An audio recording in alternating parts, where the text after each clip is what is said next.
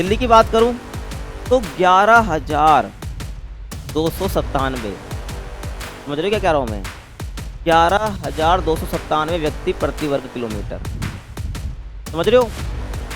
और उच्च जनसंख्या घनत्व वाले राज्य की मैं बात करूं, 1102 व्यक्ति प्रति वर्ग किलोमीटर बिहार का मैंने बता दिया है। बंगाल की बात करूं 1029 व्यक्ति प्रति वर्ग किलोमीटर है बंगाल की। उत्तर प्रदेश की बात करूं 828 व्यक्ति प्रति वर्ग किलोमीटर है क्या जनसंख्या घनत्व। केरल की बात करूं 859 और तमिलनाडु 555 व्यक्ति प्रति वर्ग किलोमीटर।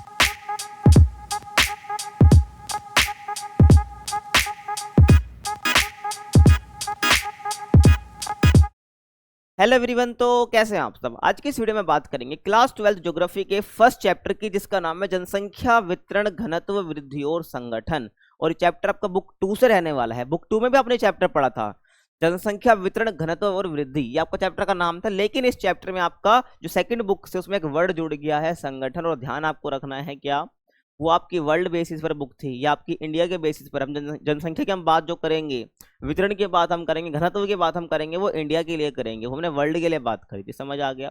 और फर्स्ट बुक अगर आपने पूरी अच्छे से कर रखी है ना, तो समझ लो आपने 50% सेकंड बुक तो ऐसे ही कर ली। क्या कर ली? 50% बुक तो आपने पहले ही ऑलरेडी सेकंड कर चुके हो। ध्यान आपको रखना है। और ये वीडियो आपके लिए न्यू सेशन के अकॉर्डिंग रहने वाली है। न्यू सिलेबस के अकॉर्डिंग हम इसको क्या है, आपका सिलेबस कवर करा रहे हैं।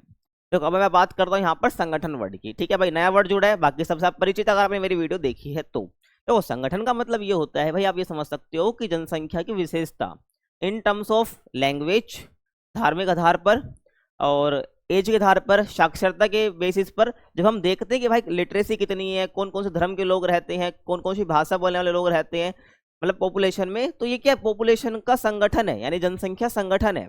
समझ आ गया। इंग्लिश में इसको हम कंपोजिशन भी बोल देते हैं। सबको चैप्टर का मतलब समझ आ गया होगा भाई, ठीक है। ध्यान आपको रखना है। आप हमें टेलीग्राम पर ज्वाइन कर सकते हैं, जिसका नाम है क्लास 12 एएसपी न्यू ग्रुप। यहाँ पर आपको जितने भी फ्री पीडीएफ नोट्स है वो प्रोवाइड करा दिए जाते हैं, तो आप ज्वाइन कर सकते हैं। आप मुझे इंस्टाग्राम पर फॉलो कर सकते हैं, यूजर नेम आपके सामने। अभी कुछ भी पर्सनल क्वेरी हो तो आप मेरे से पूछ सकते हैं। तो भाई देखो, ये आपके 9 चैप्टर्स हैं आपके सिलेबस में। कितने चैप्टर है भाई? 9 चैप्टर्स आपके सिलेबस में, जिसमें फर्स्ट चैप्टर आज हम कर लेंगे। ऐसे आपका बाकी चैप्टर भी जो है जल्दी कवर हो जाएंगे। तो पहले हम बात करते हैं इस चैप्टर के इंट्रोडक्शन की। इंट्रोडक्शन मतलब कि भाई थोड़ा बेसिक इंट्रो देखेंगे इस चैप्टर का। ध्यान आपको रखना है भाई, चैप्टर बेसिकली है क्या। चैप्टर आपको थोड़ा इंटरेस्ट बनाएगा। जो इंट्रोडक्शन है बेसिकली इस चैप्टर का, वो थोड़ा इंटरेस्ट बनाएगा इस चैप्टर के लिए, आपको ध्यान रखना है। देखो भाई, अगर मैं बात करूं, जो लोग होते हैं या पीपल, क्या जो लोग होते हैं या पीपल, ठीक है, वो किसी कंट्री या किसी देश के एक इंपॉर्टेंट कंपोनेंट होते हैं, यानी कि महत्वपूर्ण घटक होते हैं। अगर मैं बोलूं भाई क्या एक कंट्री बिना लोगों के चल सकती है क्या? नहीं चल सकती, क्योंकि वहाँ के जो लोग हैं वही जितने भी संसाधन है उस देश के, उसको यूज करते हैं, यूटिलाइज करते हैं, उनके लिए पॉलिसीज बनाते हैं। और एक देश की पहचान वहाँ के नागरिकों से ही होती है, आपको पता है। तो भाई किसी देश के अत्यंत महत्वपूर्ण घटक कौन होते हैं? लोग होते हैं। मैंने बताया, आपको समझ आ गया होगा क्यों होते हैं। और भारत की जनसंख्या की मैं बात करता हूँ, कि अगर भारत की जनसंख्या की बात करो 2011 की जनगणना के अनुसार, ध्यान रखना भाई, आपकी जो लेटेस्ट आपकी जो एनसीईआरटी 2025 वाली, उसमें 2011 की जनगणना के ही आंकड़े दे रखे हैं, तो आपको इसी के अकॉर्डिंग पढ़ना है, ध्यान रखना है। जैसे कि आज के कंटेक्स्ट में बात करूं तो भारत ने लैंग्वेज के मामले में चीन को पीछे कर दिया। आपको पता है भारत सबसे नंबर 1 पे लैंग्वेज नहीं, पॉपुलेशन के मामले पर, ठीक है ना। तो ऐसे ही, लेकिन अगर आपकी बुक के अकॉर्डिंग आप देखते हो तो सेकंड नंबर पर भारत आता है जनसंख्या के मामले में, पॉपुलेशन के मामले में। समझ आ गया। तो भारत की जनसंख्या बेसिकली 2011 की जनगणना के अनुसार 121 करोड़ बता रखी। कितनी? 121 करोड़। और आज के टाइम पे करीब 140 करोड़ के आसपास, आपको पता होगा, है ना। ध्यान आपको रखना है। और भारत जो है चीन के बाद विश्व में दूसरा सघनतम बसा हुआ देश है। सघनतम यहाँ पर क्या है, आपको पता होगा कि भाई भारत जो है यहाँ पर पॉपुलेशन बहुत ज़्यादा, यानी कि बहुत कम एरिया पे आपको ज़्यादा लोग देखने को मिल जाएंगे, यानी कि सघन बसा हुआ देश है चीन के बाद। ये आप 2011 के अनुसार है। बाकी आज के कंटेक्स्ट में चीन भारत से पीछे हो चुका है जनसंख्या के मामले में, आपको पता होगा। समझ आया भाई? यहाँ तक कोई डाउट है?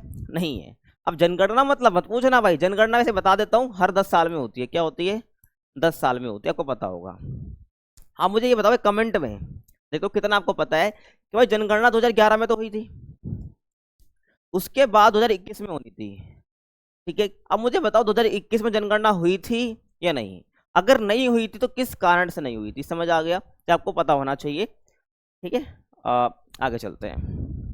देखो भाई, अब भारत की जनसंख्या बेसिकली ना, इंडिया की पॉपुलेशन उत्तर अमेरिका, दक्षिण अमेरिका, ऑस्ट्रेलिया की को अगर हम मिला भी दें तो कुल जनसंख्या से भी अधिक है। अगर समझ रहे हो भाई, देखो कितने कॉन्टिनेंट यहाँ पर मैंने बात करी, नॉर्थ अमेरिका, साउथ अमेरिका और ऑस्ट्रेलिया की जनसंख्या भी अगर हम मिला देते हैं ना, उसकी कुल जनसंख्या से भी क्या है, अपनी भारत की जनसंख्या अधिक है। समझ रहे हो? 2 मिनट। देखो भाई, ये अपना नॉर्थ अमेरिका, ये अपना साउथ अमेरिका और अपना ये ऑस्ट्रेलिया। अगर मैं इसकी और इस इन तीनों कॉन्टिनेंट की क्या करूं, पॉपुलेशन को मिला दूं, जनसंख्या को मिला दूं, तब भी अकेले भारत की जनसंख्या जो है ना, किसकी,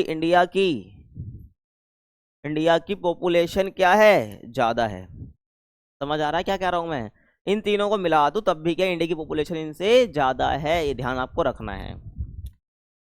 अब पीछे वापस चलना है, ठीक है। देखो, अब ऐसे में मैं क्या कह सकता हूँ, ऐसे में कहा जा सकता है कि इतनी बड़ी जनसंख्या निश्चित तौर पर इसके सीमित संसाधनों पर दबाव डालती। सीधी सी बात है, मैंने बताया आपको, अगर आप मैंने पहले चैप्टर में से पढ़ रखे तो मैं जब भी वहां बात बोली थी, भाई देश के पास क्या है, बेसिकली संसाधन काफी लिमिटेड है, लेकिन पॉपुलेशन अपने पास अनलिमिटेड है।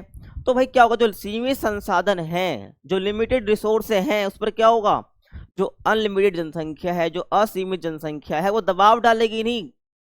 जो सीमित संसाधन है, तो संसाधन भाई उनका एक्सप्लॉइटेशन ज़्यादा होगा, सबको इक्वली नहीं मिलेंगे। जो ज़्यादा ताकतवर होगा इन टर्म्स ऑफ मनी, वो ज़्यादा रिसोर्स का अच्छे से यूज़ कर पाएगा, अपनी नीड्स को फुलफिल कर पाएगा। और जिसके पास इन टर्म्स ऑफ मनी कुछ है ही नहीं, तो क्या होगा भाई, उसके पास रिसोर्स होंगे भी नहीं, और बेसिकली रिसोर्स का इक्वली बंटवारा हो भी नहीं पाएगा। समझ रहे हो ना? क्योंकि यहाँ पर दबाव ज़्यादा डलता है, क्योंकि भाई जनसंख्या यहाँ पर बहुत ज़्यादा बहुत बड़ी जनसंख्या यहाँ पर है। तो ऐसे में कहीं ना कहीं प्रॉब्लम तो क्रिएट होनी ही है। तो ऐसे में जब जनसंख्या की बात आती ज़्यादा है, आपकी जो संसाधन है वो सीमित है, तो ऐसे में कहीं ना कहीं बात होती है भाई अच्छी पॉलिसी बनाने की, किस प्रकार से जो है यूटिलाइज करना चाहिए संसाधन को। समझ आ गया? और आगे देखिए, और देश में अनेक सामाजिक, आर्थिक और समस्याओं के लिए उत्तरदायी है। समझ रहे हो ना भाई, कि भाई जो संसाधनों पर दबाव डालती है, और कहीं ना कहीं ज़्यादा जनसंख्या जो है भाई, कहीं ना कहीं क्या है, ये देश में जो अनेक सामाजिक, आर्थिक समस्याओं के लिए भी जिम्मेदार है, उत्तरदायी आपकी है। समझ आ गया? ज़्यादा जनसंख्या हो रही है तो आपको कहीं ना कहीं सामाजिक रूप से भी क्या आपको समस्या देखने को मिलेगी, सीधी सी बात है, और आर्थिक रूप से देखने को मिलेगी। क्यों? जनसंख्या ज़्यादा, इतना एम्प्लॉयमेंट नहीं होगा, इतना रोजगार नहीं होगा, सीधी सी बात है ना। तो क्या होगा, एक आर्थिक समस्या बनेगी। समझ रहे हो ना? ध्यान रखना है। तो ये आपको पता होना चाहिए, थोड़ा बेसिक इंट्रो था ये आपको, आई होप समझ भी आ गया होगा। अब आगे मैं बात करता हूँ। अब मैंने बताया भाई 121 करोड़ जनसंख्या, कितनी बताई, 2011 के अनुसार 121 करोड़ की जनसंख्या, सीधी सी बात है। तो यार मुझे कैसे पता चला, या बुक को कैसे पता चला कि 121 करोड़ जनसंख्या है 2011 के अनुसार? तो भाई इसका मेन स्रोत क्या है, बेसिकली जनगणना, जो हर 10 साल में होती है। समझ आ गया? तो हमारे देश में जनसंख्या के आंकड़ों को प्रति 10 वर्ष के बाद होने वाले जनगणना द्वारा एकत्रित किया जाता है। ध्यान रखना, हर 10 साल, ठीक है, हर 10 साल पर या 10 वर्ष पर बेसिकली क्या है, क्या होती है आपकी जनगणना होती है। क्या होती है भाई? जनगणना होती है, जनगणना होती है। इसी के बेसिस पर क्या है, जनसंख्या के जो आंकड़े हैं उसको एकत्र किया जाता है। समझ आ गया आपको? 2 मिनट, आगे चलते हैं, है ना। और देखिए, और भारत, ये क्वेश्चन आता है इंपॉर्टेंट एमसीक्यू के लिए, ध्यान रखना भाई, इंपॉर्टेंट है, और डबल स्टार लगा लो उस पर। ठीक है भाई, क्या भारत की पहली जनगणना कब हुई थी? 1872 ईस्वी में हुई थी। क्या हुई थी? 1872 ईस्वी में, मैं कहूँ तो 1872 में हुई थी। और लेकिन पहली संपूर्ण जनगणना 1881 में संपन्न हुई थी। अब ध्यान आपको क्या रख रहे हैं, क्वेश्चन पूछा किस तरीके से, आपसे क्वेश्चन पूछा किस तरीके से, पूछा कि भाई पहले जनगणना कब हुई थी, तो आंसर ये हो जाएगा। लेकिन क्वेश्चन आपसे ये पूछ रहा है कि भाई संपूर्ण जनगणना कब हुई थी, प्रॉपर तरीके से जनगणना कब हुई थी, तो आपको बताना है 1881 में हुई थी, आपको पता होना चाहिए। समझ आ गया? ठीक है, आगे चलें। अब जनसंख्या वितरण की हम बात करेंगे कि भाई जनसंख्या का वितरण किस प्रकार से है। देखिए आपकी बुक में ना यार मैप दे रखा है, आपकी जो बुक है बेसिकली उसमें मैप दे रखा है, इसमें ना बहुत सारे डॉट हैं। क्या है, देखो ऐसे ना बहुत सारे डॉट हैं, हर जगह आप देखोगे कहीं पर ज़्यादा है, कहीं पर कम है, कहीं पर बिल्कुल भी नहीं है। जैसे कि इस एरिया में आप देखते हो, यहाँ पर बहुत ज़्यादा आपको ये बिंदु देखने को मिल जाएंगे, सीधी सी बात है। और आप कहीं पर देखोगे भाई कहीं पर कम है, जैसे कि यहाँ पर बहुत कम है, कुछ ना कुछ रीजन होते हैं, यहाँ पर कम है, यहाँ पर कम है, मतलब यहाँ पर बहुत ज्यादा है। तो ये डॉट क्या दर्शा रहे हैं, ये डॉट है बेसिकली आपको क्या दर्शा रहे हैं, देखिए ये बिंदु क्या दर्शा रहे हैं भाई, बिंदु आपके दर्शा रहे हैं क्या, जो आपका एक बिंदु है, जो ये एक बिंदु है आपका, ये लगभग अब कितने लोग दिखा रहा है, ये आपके लगभग 2 लाख व्यक्ति दर्शा रहा है। अगर मैं यहाँ पर एक बिंदु को सर्कल कर रहा हूँ, जो मैंने भी सर्कल करा, यानी ये 2 लाख व्यक्तियों को दर्शा रहा है। समझ आ रहा है मैं क्या कह रहा हूँ, ये 2 लाख व्यक्तियों को दर्शा रहा है। अब तुम खुद सोचो भाई, यहाँ पर इतने सारे डॉट हैं, बिंदु हैं, तो यहाँ पर एक बिंदु 2 लाख व्यक्ति को दर्शा रहा है, तो यहाँ पर कितनी जनसंख्या होगी। तो कहने का मतलब ये है भाई, यहाँ पर बिंदु के माध्यम से जनसंख्या दिखाई गई, जनसंख्या का वितरण दिखाया गया है कि अब यहाँ पर अगर नॉर्थ बेल्ट में अगर हम देखते हैं, यानी नॉर्थ पेटी में अगर हम देखते हैं, नॉर्थ पेटी का मतलब कि उत्तर भारत के अगर मैं देखूं, तो यहाँ पर आप देख रहे हो कितनी जनसंख्या ज्यादा है। इसके बहुत सारे फैक्टर्स हैं, आपको पता भी होगा भाई, ज्योग्राफिकल फैक्टर होते हैं, नहीं मतलब कि भौगोलिक कारक होते हैं, आपके आर्थिक कारक होते हैं, सामाजिक कारक होते हैं। तो ये बेसिकली आपको देख रहा होगा, यहाँ पर जनसंख्या बहुत ज़्यादा है, यहाँ पर कम है, तो एक बिंदु 2 लाख व्यक्ति, समझ आ गया। तो यहाँ पर आप देख सकते हो, यहाँ पर जितने सारे बिंदु हैं, तो आप जितने बिंदु होंगे उसको 2 लाख से मल्टीप्लाई कर देना, आपका निकल जाएगा भाई कितनी जनसंख्या। वैसे ही निकालने के लिए आता नहीं है, आपको बस पता होना चाहिए। जब आप ज्योग्राफी का वाइवा भी दोगे ना लास्ट में जाके भाई, तो वहां पर क्वेश्चन पूछा जाता है, मेरे टाइम में मेरे से पूछा गया था कि भाई जो ये बाकायदा से ग्राफ दिखा दिया और बोल दिया भाई कि बताओ ये जो डॉट आपको यहाँ पर दिख रहा है, बिंदु दिख रहा है, इसका मतलब क्या है। मैंने बता दिया था, आपको ही मैं बता रहा हूँ, अगर आपसे पूछे तो आपको पता होना आपको चाहिए। समझ आ गया, आगे चलते हैं। अब देखिए ये क्वेश्चन ना इस टॉपिक से बन जाता है, जो टॉपिक आपको बता रहा हूँ जनसंख्या वितरण का, यहाँ से क्वेश्चन बन जाता है क्या कि भारत में जनसंख्या का वितरण असमान है, कथन का विश्लेषण कीजिए। सीधी सी बात है भाई, जनसंख्या का वितरण तो असमान है, वर्ल्ड की बात भी कर लूं तो वर्ल्ड में भी असमान है, अनइवन है। लेकिन भारत की बात करूं, भारत में भी ऐसा ही है कि भारत में जनसंख्या का वितरण असमान है। भारत के बहुत बड़े एरिया पर बहुत कम लोग देखने को मिल जाएंगे, बहुत कम एरिया पे बहुत ज्यादा लोग देखने को मिल जाएंगे। जैसे दिल्ली है, दिल्ली कितना कम है, लेकिन उसके एरिया के हिसाब से यहाँ पर लोग बहुत ज्यादा हैं, यहाँ का घनत्व बहुत ज्यादा है। समझ रहे हो ना, तो वही बात है, क्योंकि भाई दिल्ली के अंदर बाकी फैसिलिटीज बहुत अच्छी मिलती हैं, इसलिए पोल्यूशन को छोड़ के, ठीक है ना, ध्यान रखना, पोल्यूशन हद से ज्यादा मिलता है। और भारत में जनसंख्या का वितरण असमान क्यों है, इनके मुख्य कारणों पर चर्चा कीजिए। तो कुछ ऐसे क्वेश्चन आपको देखने को मिल सकते हैं, ठीक है। इस चैप्टर को खत्म होते होते या ये टॉपिक खत्म होते होते आपको इनके आंसर अच्छे से मिल रहे होंगे, आप कर भी पा रहे होंगे। इस क्वेश्चन को ध्यान आपको रखना है। समझ आ गया, आगे चलते हैं। देखिए भाई, भारत में जनसंख्या का वितरण असमान है, ये बहुत सारे फैक्टर्स होते हैं, कारक होते हैं, या कारण की आप बात कर लीजिए। कौन कौन से हैं देखिए, पहला आपका भौतिक कारक, दूसरा आपका है भाई सामाजिक आर्थिक ऐतिहासिक कारक, देन आपका है औद्योगिक कारक, ठीक है। 3 बेसिकली हैं आपके, ध्यान आपको रखना है। 4 यहाँ पर आप दूसरा भी लिख सकते हो भाई, जैसे कि देखो आपकी इंडिया वाली बुक में 3 दे रखे हैं, ठीक है। वैसे ही आपके वहाँ चलोगे, आप फर्स्ट बुक में वहाँ पे 4 दे रखे हैं, लेकिन आपको 3 ध्यान रखना है बस, ठीक है। इस बुक के अकॉर्डिंग भौतिक, सामाजिक आर्थिक ऐतिहासिक कारक और भौगोलिक कारक। समझ आ गया, ये 3 आपको ध्यान रख लेना है, ठीक है। चलते हैं आगे।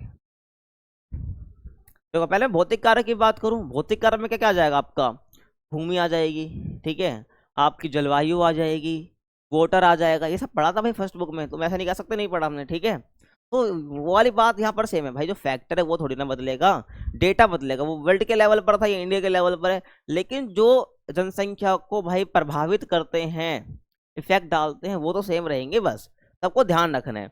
भौतिक कारक में क्या क्या आ जाएगा, जिन स्थानों पर भाई उपजाऊ भूमि, जल की उपलब्धता, उचित जलवायु होती है, वहां जनसंख्या अधिक होती है।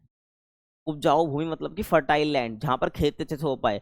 जल की उपलब्धता मतलब कि वहां पर भाई वाटर अच्छे से अवेलेबल हो, अच्छे से पानी अवेलेबल होगा, तो जितनी भी जरूरतें होती है पानी से संबंधित, नहाने की, खाना बनाने से रिलेटेड, और पीने के मामले में भी, तो वहां पर भाई जहां पर पानी उपलब्ध होगा वहां पर जनसंख्या ज्यादा जाएगी। सीधी सी बात है, वहां पर लोग ज्यादा अट्रैक्ट होंगे उस साइड पे जाके, ठीक है, उस तरफ जहां पर पानी ज्यादा मात्रा में उपलब्ध है।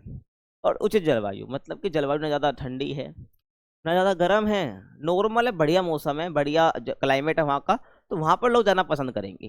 तो इसी कारण से क्या जनसंख्या अधिक होती है ऐसी जगह पर जहाँ पर आपको ये चीज़ें देखने को मिल जाएंगी। ये ज्योग्राफिकल फैक्टर यानी ये भौतिक कारक आपको देखने को मिल जाएंगे। समझ आ गया, ध्यान आपको रखना है। एक्सप्लेन आप उनको कर सकते हो सेपरेटली, भौतिक कारक लिखकर इनको अच्छे से आप आगे एक्सप्लेन कर सकते हो, मैंने बता दिया है, ठीक है, ध्यान आपको रखना है। नेक्स्ट हम बात करें औद्योगिक कारक। औद्योगिक कारक, आपको पता है जहां पर उद्योग है वहां पर रोजगार है, ठीक है।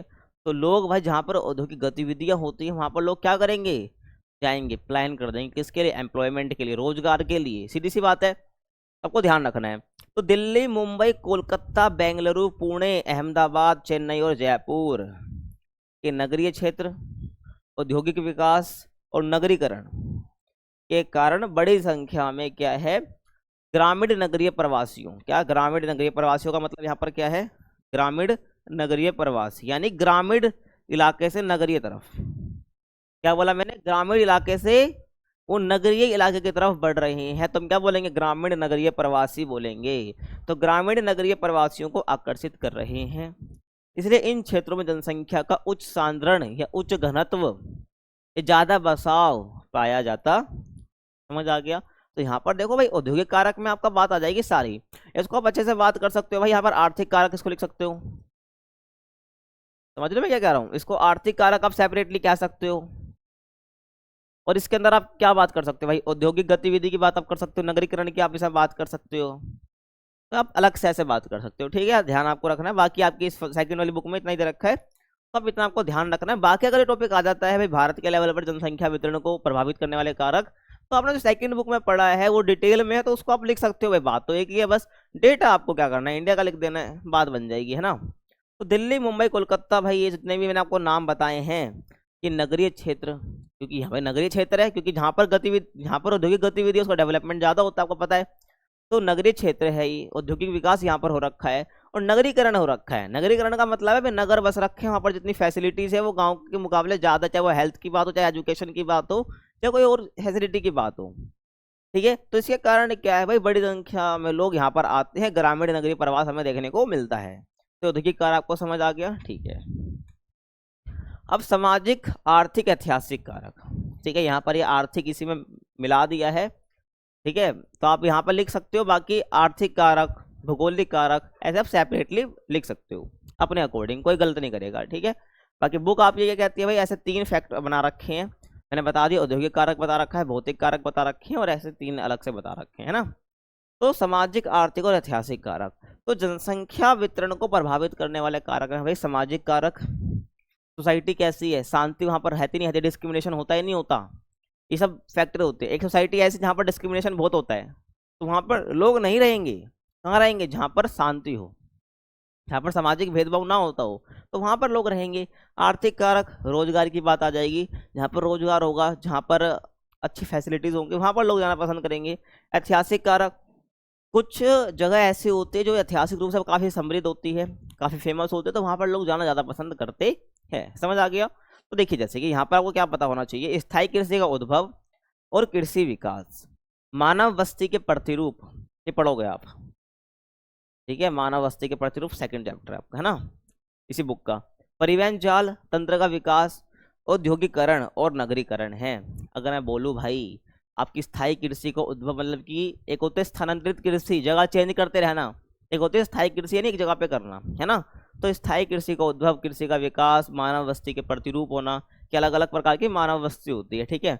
परिवहन जाल, उसका तंत्र का विकास होना, औद्योगिकरण और नगरीकरण, ये सारे आपके सामाजिक कारक में भी आ गए, आर्थिक कारक भी आ गए, ऐतिहासिक कारक भी आ गए, ध्यान आपको रखना है।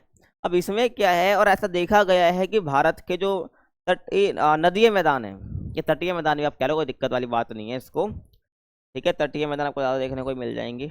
नदीय मैदान मतलब कि जहाँ पर नदी वगैरह है, ठीक है, और तटीय क्षेत्र में स्थित प्रदेश सदैव ही विशाल जनसंख्या सांद्रण वाले प्रदेश रहे, मतलब कि जनसंख्या ज़्यादा देखने को हमें मिलती है, समझ आ गया आपको। तो मैं क्या कहना चाह रहा हूँ भाई, ये अब इसका ऐतिहासिक कारक तो है, नदीय मैदान और तटीय क्षेत्र जो ऐतिहासिक रूप से ही पहले से बसे हुए हैं, चाहे आप हड़प्पा सभ्यता की बात कर लो, ठीक है, इंडिया की सभ्यता है भाई, वहां पर जनसंख्या, मतलब वहां पर सिंधु घाटी सभ्यता विकसित हुई, वहां पर लोग रह रहे थे, तो समझ रहे मैं क्या कहना चाह रहा हूँ। तो ऐतिहासिक रूप से ही नदीय मैदान, जो नदी के मैदान है वहां पर जनसंख्या ज्यादा देखने को मिलती है, क्योंकि यहाँ पर क्या है, वाटर की अवेलेबिलिटी ज़्यादा होती है, पानी उपलब्ध होता है यहाँ पर, ठीक है, ध्यान आपको रखना है। तो मैंने बता दिया ये क्या आपके सामाजिक, आर्थिक और ऐतिहासिक कारक है। ये आपका ऐतिहासिक कारक में आ जाएगा, ये आपका आर्थिक कारक में आ जाएगा। स्थायी कृषि का उद्भव आपका ये सामाजिक कारक में भी आ सकता है, तो ये आपको ध्यान रखना है। समझ आ गया? ठीक है। अब हम बात करेंगे जनसंख्या घनत्व की। किसकी बात हम करेंगे? जनसंख्या घनत्व की। देखो भाई, अगर मैं बात करता हूँ जनसंख्या घनत्व की, इंग्लिश में इसको हम बोलते हैं डेंसिटी। क्या बोलते हैं? डेंसिटी हम बोलते हैं, ठीक है। डेंसिटी इसको हम बोलते हैं। इसका मतलब क्या होता है? इसका मतलब क्या होता है कि भाई प्रति इकाई क्षेत्र पर, क्या प्रति इकाई क्षेत्र, मान लो कि मैंने एक भूमि की ये वाली यूनिट ले ली। क्या ले ली मैंने? प्रति इकाई भूमि पर रहने वाले लोगों की संख्या, ठीक है। या ये कह लो भाई प्रति वर्ग किलोमीटर में रहने वाले लोगों की संख्या को हम क्या कहते हैं? जनसंख्या घनत्व हम कहते हैं। समझ आ गया? या प्रति इकाई यूनिट मैंने ले ली। अब इस पर क्या कितने लोग रह रहे हैं, इस पर कितने लोग रह रहे हैं, उसको हम क्या बोलेंगे भाई? जनसंख्या घनत्व बोल देंगे। क्या बोल देंगे भाई? जनसंख्या घनत्व उसको हम बोल देंगे, ठीक है। समझ आ रहा है क्या कहना चाह रहा हूँ मैं? जनसंख्या घनत्व हो गया। अब भाई जनसंख्या घनत्व ज़्यादा भी हो सकता है और कम भी हो सकता है। जनसंख्या घनत्व ये ज़्यादा भी हो सकता है, कम भी हो सकता है। क्यों? अब मान लो यहाँ पर जगह भाई 50 लोगों के रहने की है, अब यहाँ पर लोग आ रहे हैं 55 लोग रह रहे हैं, तो भाई ज़्यादा हो गया ना। जगह भाई 50 लोगों के रहने की है, रह 55 रहे हैं, तो क्योंकि हर जमीन की सीमित क्षमता होती है भाई लोगों को रखने की। ऐसे एक घर होता है, घर में एक कमरा है, कमरे में भाई 4 या 3 लोग ज़्यादा रह सकते हैं, 5 लोग ज़्यादा से ज़्यादा। अब 10 लोग एक कमरे में रहेंगे तो भाई वो वाली बात नहीं, मजा नहीं आएगा। कोई बात है, एक जमीन है उस पर 50 लोगों की क्षमता है रहने की, 55 लोग रह रहे हैं, तो कहीं ना कहीं क्या बोलेंगे? यहाँ का जनसंख्या घनत्व ज़्यादा है। यहाँ के जो लिमिटेड रिसोर्स है इस 50 आदमियों के लिए ही हैं, 55 के लिए नहीं है। तो फिर क्या होगा भाई? दबाव पड़ेगा संसाधनों पर। वही बात है, अब मान लो 50 लोगों की रहने की जगह है और रह कितने रहे हैं? 40 या 30, तो हम बोल देंगे जनसंख्या घनत्व यहाँ का कैसा है? कम है। समझ आ गया? तो जनसंख्या घनत्व का कंसेप्ट आपको पता होना चाहिए, ठीक है। समझ आ गया होगा आपको। देखो भाई, अब बात करेंगे भाई बुक के हिसाब से, मैंने बता दिया वैसे आपको जनसंख्या घनत्व का अर्थ, यानी what is the meaning of population density. देखो भाई, तो जनसंख्या के घनत्व को प्रति इकाई क्षेत्र में, मैंने ये तो बताया पर यूनिट या प्रति वर्ग किलोमीटर आप बोल दो, है ना। तो प्रति इकाई क्षेत्र में व्यक्तियों की संख्या, दोबारा सुनो ध्यान से, प्रति इकाई क्षेत्र में व्यक्तियों की संख्या द्वारा क्या अभिव्यक्त किया जाता है? किसको? जनसंख्या घनत्व को। यही तो मैंने बताया तुम्हें, यही समझ लो भाई। ये प्रति इकाई जमीन हो गई, प्रति इकाई क्षेत्र में व्यक्तियों, रहने वाले व्यक्तियों की संख्या को अभिव्यक्त किया जाता है जनसंख्या घनत्व के रूप में। समझ आ गया होगा तुम्हें, है ना। आगे देखो, अगर एमसीक्यू के लिए इंपॉर्टेंट है भाई, पहले बता देता हूँ, ठीक है। तो मैं बताते चल रहा हूँ पहले, अब मानना ना मानना वो तुम्हारे हाथ में है ना। तो देखो, भारत का जो जनसंख्या घनत्व है ना, हम स्टेट वाइज भी देखेंगे कि भारत का जनसंख्या घनत्व क्या है। एक एवरेज अगर हम निकालते हैं 2011 के अनुसार, देखो भाई, तो भारत का जनसंख्या घनत्व कितना है? 382 व्यक्ति प्रति वर्ग किलोमीटर, क्योंकि हम जनसंख्या घनत्व प्रति वर्ग किलोमीटर में निकालते हैं, तो इसलिए क्या है आपको ध्यान आपको रखना है, ठीक है। कैसे निकालते हैं? अगर हमें किसी जगह का क्या निकालना है? जनसंख्या घनत्व निकालना है, क्या करोगे? एरिया लिख दो, यानी क्षेत्रफल लिख दो, और उस एरिया में रहने वाले लोग यानी जनसंख्या, जनसंख्या, ठीक है। ध्यान आपको रखना है क्या? एरिया और वहां की जनसंख्या, क्या निकल जाएगा आपका? जनसंख्या घनत्व निकल जाएगा। ये निकल जाएगा, वो जनसंख्या आपका घनत्व निकल जाएगा। समझ रहे हो? तो अगर आपको जनसंख्या घनत्व निकालना है तो आप ऐसे निकाल सकते हो, जनसंख्या अपॉन में एरिया, सबको निकल जाएगा। तो ऐसे ही भारत का एरिया और जितने लोग भारत में थे वो हमने कर दिया भाई इस फॉर्मूले के अकॉर्डिंग। तो हमें क्या मिलता है? 382 हमारा क्या आता है? 382 व्यक्ति प्रति वर्ग किलोमीटर के हिसाब से हमारा क्या आता है? जनसंख्या घनत्व हमारा आता है। समझ आ गया? ठीक है, आगे चलते हैं। अब देखो, 1951 ईस्वी में, क्या 1951 ईस्वी में जनसंख्या का घनत्व कितना था? 117 व्यक्ति प्रति वर्ग किलोमीटर था। 117 व्यक्ति, हाँ, प्रति वर्ग किलोमीटर से बढ़कर कितना हो गया? अब 2011 में 382 व्यक्ति प्रति वर्ग किलोमीटर हो गया है, ठीक है। प्रति, ध्यान रखना यहाँ मिसिंग था। तो 1951 में कितना था?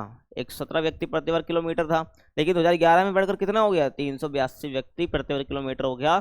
तो सबको क्या दिखता है, इससे दिखता है कि भाई किस प्रकार से जनसंख्या बढ़ रही है, काफी तेजी से जनसंख्या घनत्व कैसे बढ़ रहा है। लिमिट करनी पड़ेगी भाई, इस पर क्या करना पड़ेगा, लिमिट लगानी पड़ेगी, वरना दिक्कत हो जाएगी आने वाले टाइम में, है ना, ध्यान आपको रखना है। अब इससे है क्या, विगत 50 वर्षों में 200 व्यक्ति प्रति वर्ग किलोमीटर से अधिक की उत्तरोत्तर वृद्धि हुई है। क्या कहना चाह रहा हूं मैं यहाँ पर कहने का मतलब है कि पिछले जो 50 वर्ष बीते हैं, या मैं कहूँ तो 1951 के बाद पूरा जो 50 वर्ष अगर हम आगे भी ले लें, और तो क्या है, लगभग 200 व्यक्ति प्रति वर्ग किलोमीटर के हिसाब से वृद्धि हमें देखने को मिली है। सीधी सी बात है, 50 वर्षों का अगर हम गैप लेते हैं, 200 व्यक्ति प्रति वर्ग किलोमीटर से ज़्यादा की हमें वृद्धि देखने को मिलती है घनत्व के अंदर।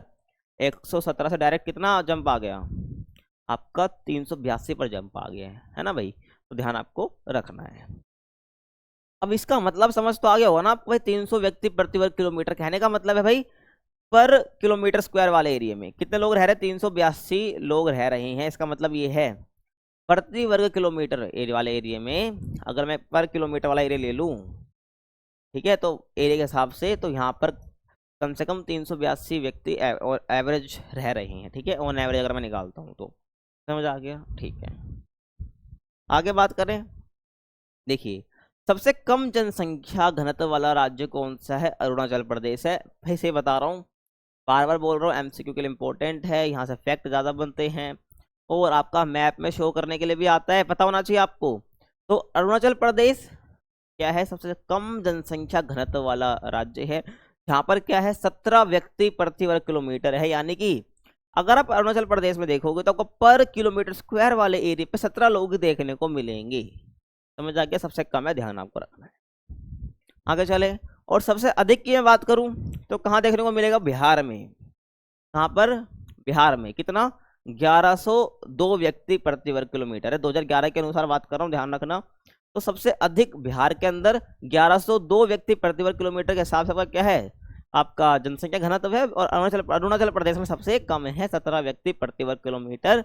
तो बिहार को देख के गाना याद आ गया मुझे, क्या, आइए ना हमरा बिहार में। क्या इसका मतलब भाई, मत आओ, क्या बिहार में तुम मत आओ, घूमने के लिए जाओ, मतलब क्योंकि जनसंख्या घनत्व पहले से ही बहुत ज्यादा है, क्योंकि भाई रिसोर्स लिमिटेड है ना, रिसोर्स लिमिटेड है, तो ज्यादा जाने का मतलब जनसंख्या घनत्व आप और बढ़ा रहे हो, समझ रहे हो ना। तो 1102 व्यक्ति प्रति वर्ग किलोमीटर तो ज्यादा है ना ये, तो ध्यान आपको रखना है। तो ये गाना दिमाग में क्लिक कर गया मेरे को, तो लोगों ने इसको ज़्यादा सीरियसली ले लिया, जो गाना है लोगों ने इसको ज़्यादा सीरियसली ले लिया, चलो भाई बिहार चलते हैं, समझ रहे हो ना, या बिहार में रहते हैं। तो ये ध्यान आपको रखना है कि भाई ज़्यादा और कम का ज़्यादा एग्जाम में आता है। और दिल्ली की बात करूँ, पहले इसको इरेज कर देते हैं ना।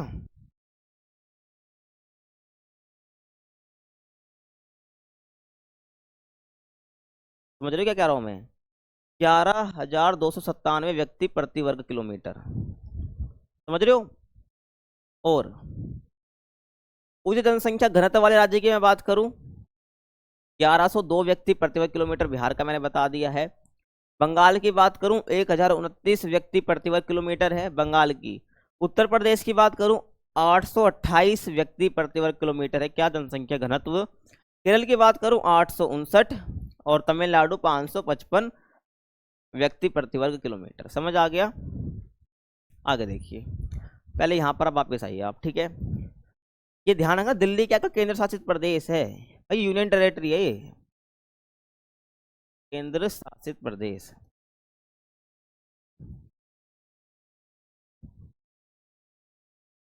ठीक है ना। आप बोलोगे भाई यहाँ तो ज्यादा दिख रही है, वो राज्य है, राज्य की बात करोगे तो आपको ज्यादा बिहार में देखने को मिलेगा, ठीक है, 1102 व्यक्ति। लेकिन अगर आप दिल्ली की बात करोगे, दिल्ली की कितनी है, 11,297 व्यक्ति प्रति वर्ग किलोमीटर है, यानी इतने लोग रह रहे हैं पर किलोमीटर स्क्वायर वाले एरिया में, ध्यान आपको रखना है, ठीक है। अब देखिए, मध्यम जनसंख्या घनत्व वाले राज्य कौन कौन से हैं, ये रहे, ठीक है। निम्न जनसंख्या घनत्व वाले राज्य आपके सामने ये रहे, समझ आ गया। ऐसे मध्यम वाले जनसंख्या घनत्व की मैं बात करूं, मतलब जहां पर ना ज्यादा है जनसंख्या घनत्व ना कम है, एवरेज है, ठीक है ना। असम हो गया आपका, आपका भाई असम हो गया, गुजरात हो गया आपका, हरियाणा हो गया, Jharkhand, Orissa and Andhra Pradesh. These are, मैं कहूँ तो भाई these are not low not high, basically क्या आपका मीडियम में है, ये किस में है आपका, मीडियम वाली स्टेज में है पॉपुलेशन डेंसिटी के मामले में। समझ आपको आ गया होगा। और अरुणाचल प्रदेश, सिक्किम, मेघालय, नागालैंड, त्रिपुरा, मिजोरम बेसिकली क्या है, ये निम्न जनसंख्या वाले घनत्व वाले राज्य, यानी कि लो लेवल में बात करूं, ठीक है, लो डेंसिटी, ये मीडियम, ये लो, ध्यान आपको रख लेना है, ठीक है। अब जनसंख्या वृद्धि की हम बात करेंगे, क्या जनसंख्या वृद्धि की हम बात करेंगे। जैसे कि अब यहाँ पीछे एक चीज रह गई, अब मन में सवाल आ रहा होगा यार, मध्यम के बता दिए, निम्न के बता दिए, ज्यादा के तो बताओ थोड़े बहुत। ज्यादा के भाई पहले बता चुका हूँ तुम्हें, है ना, ज्यादा के तुम्हें पहले बता चुका हूँ, देख लो ये कुछ है, ठीक है, ध्यान आपको रखना है। आगे चलते जनसंख्या वृद्धि की बात हम करते हैं। देखो भाई जनसंख्या वृद्धि होती क्या है। अगर मैं जनसंख्या वृद्धि की बात करता हूँ तो जनसंख्या वृद्धि का मतलब होता है एक निश्चित टाइम, आप पकड़ लो, क्या, एक टाइम पीरियड पकड़ लो, उसमें जनसंख्या में जो बदलाव आया है उसको हम क्या बोलते हैं, जनसंख्या वृद्धि हम बोलते हैं, आपको पता होगा, अभी बता रहा हूँ उसके बारे में। देखो कोई टाइम पीरियड ले लो, 2011 से लेकर 2021 ले लेते हैं, है ना। तो हमने एक टाइम पीरियड पकड़ लिया और एक ये एरिया ले लिया, क्या ले लिया, कि एरिया ले लिया। तो इस टाइम पीरियड में इस एरिया में जो जनसंख्या में परिवर्तन आया है उसको हम क्या बोलेंगे, जनसंख्या वृद्धि बोलेंगे। या आपकी नेगेटिव भी हो सकती है या आपकी पॉजिटिव भी हो सकती है, ठीक है, ध्यान आपको रखना है। अब जनसंख्या वृद्धि जो है बेसिकली आपकी ये होती क्यों है, जनसंख्या वृद्धि को आप जनसंख्या परिवर्तन भी बोल सकते हैं, ये पॉजिटिव नेगेटिव दोनों हो सकती है, ऋणात्मक सकारात्मक दोनों हो सकती है, तो ये धनात्मक और ऋणात्मक दोनों हो सकती है। अब ये किस किस पर डिपेंड करते हैं, जनसंख्या वृद्धि डिपेंड किस किस पर करते हैं, तो आपको ध्यान रखना है जन्म दर पर, ठीक है, जन्म दर पर, मृत्यु दर पर और प्रवास पर, ठीक है, प्रवास पर। ये तीन मेन कंपोनेंट होते हैं, घटक होते हैं जो कि जनसंख्या वृद्धि को प्रभावित कर रहे होते हैं, ठीक है, समझ आ गया। अगर स्क्रीनशॉट लेना है ले लो, ठीक है, बाकी पीडीएफ तो मिल जाएगी तुम्हें। आगे बात करते हैं। देखो जनसंख्या वृद्धि दो समय बिंदु, मैंने यहाँ पर 2011 से लेकर 2021 का टाइम पीरियड बोलिया था ना आपसे। तो जनसंख्या वृद्धि दो समय बिंदुओं, एक समय बिंदु ये रहा, दूसरा समय बिंदु ये रहा, समझ आ गया। तो दो समय बिंदुओं के बीच किसी क्षेत्र विशेष में रहने वाले लोगों की संख्या में परिवर्तन को कहते हैं। समझ आ रहा है मैं क्या कह रहा हूँ, कि भाई मैंने पीछे तुम्हें यही बताया कि जनसंख्या वृद्धि बेसिकली दो समय बिंदुओं के बीच किसी भी क्षेत्र में रहने वाले लोगों की संख्या में परिवर्तन।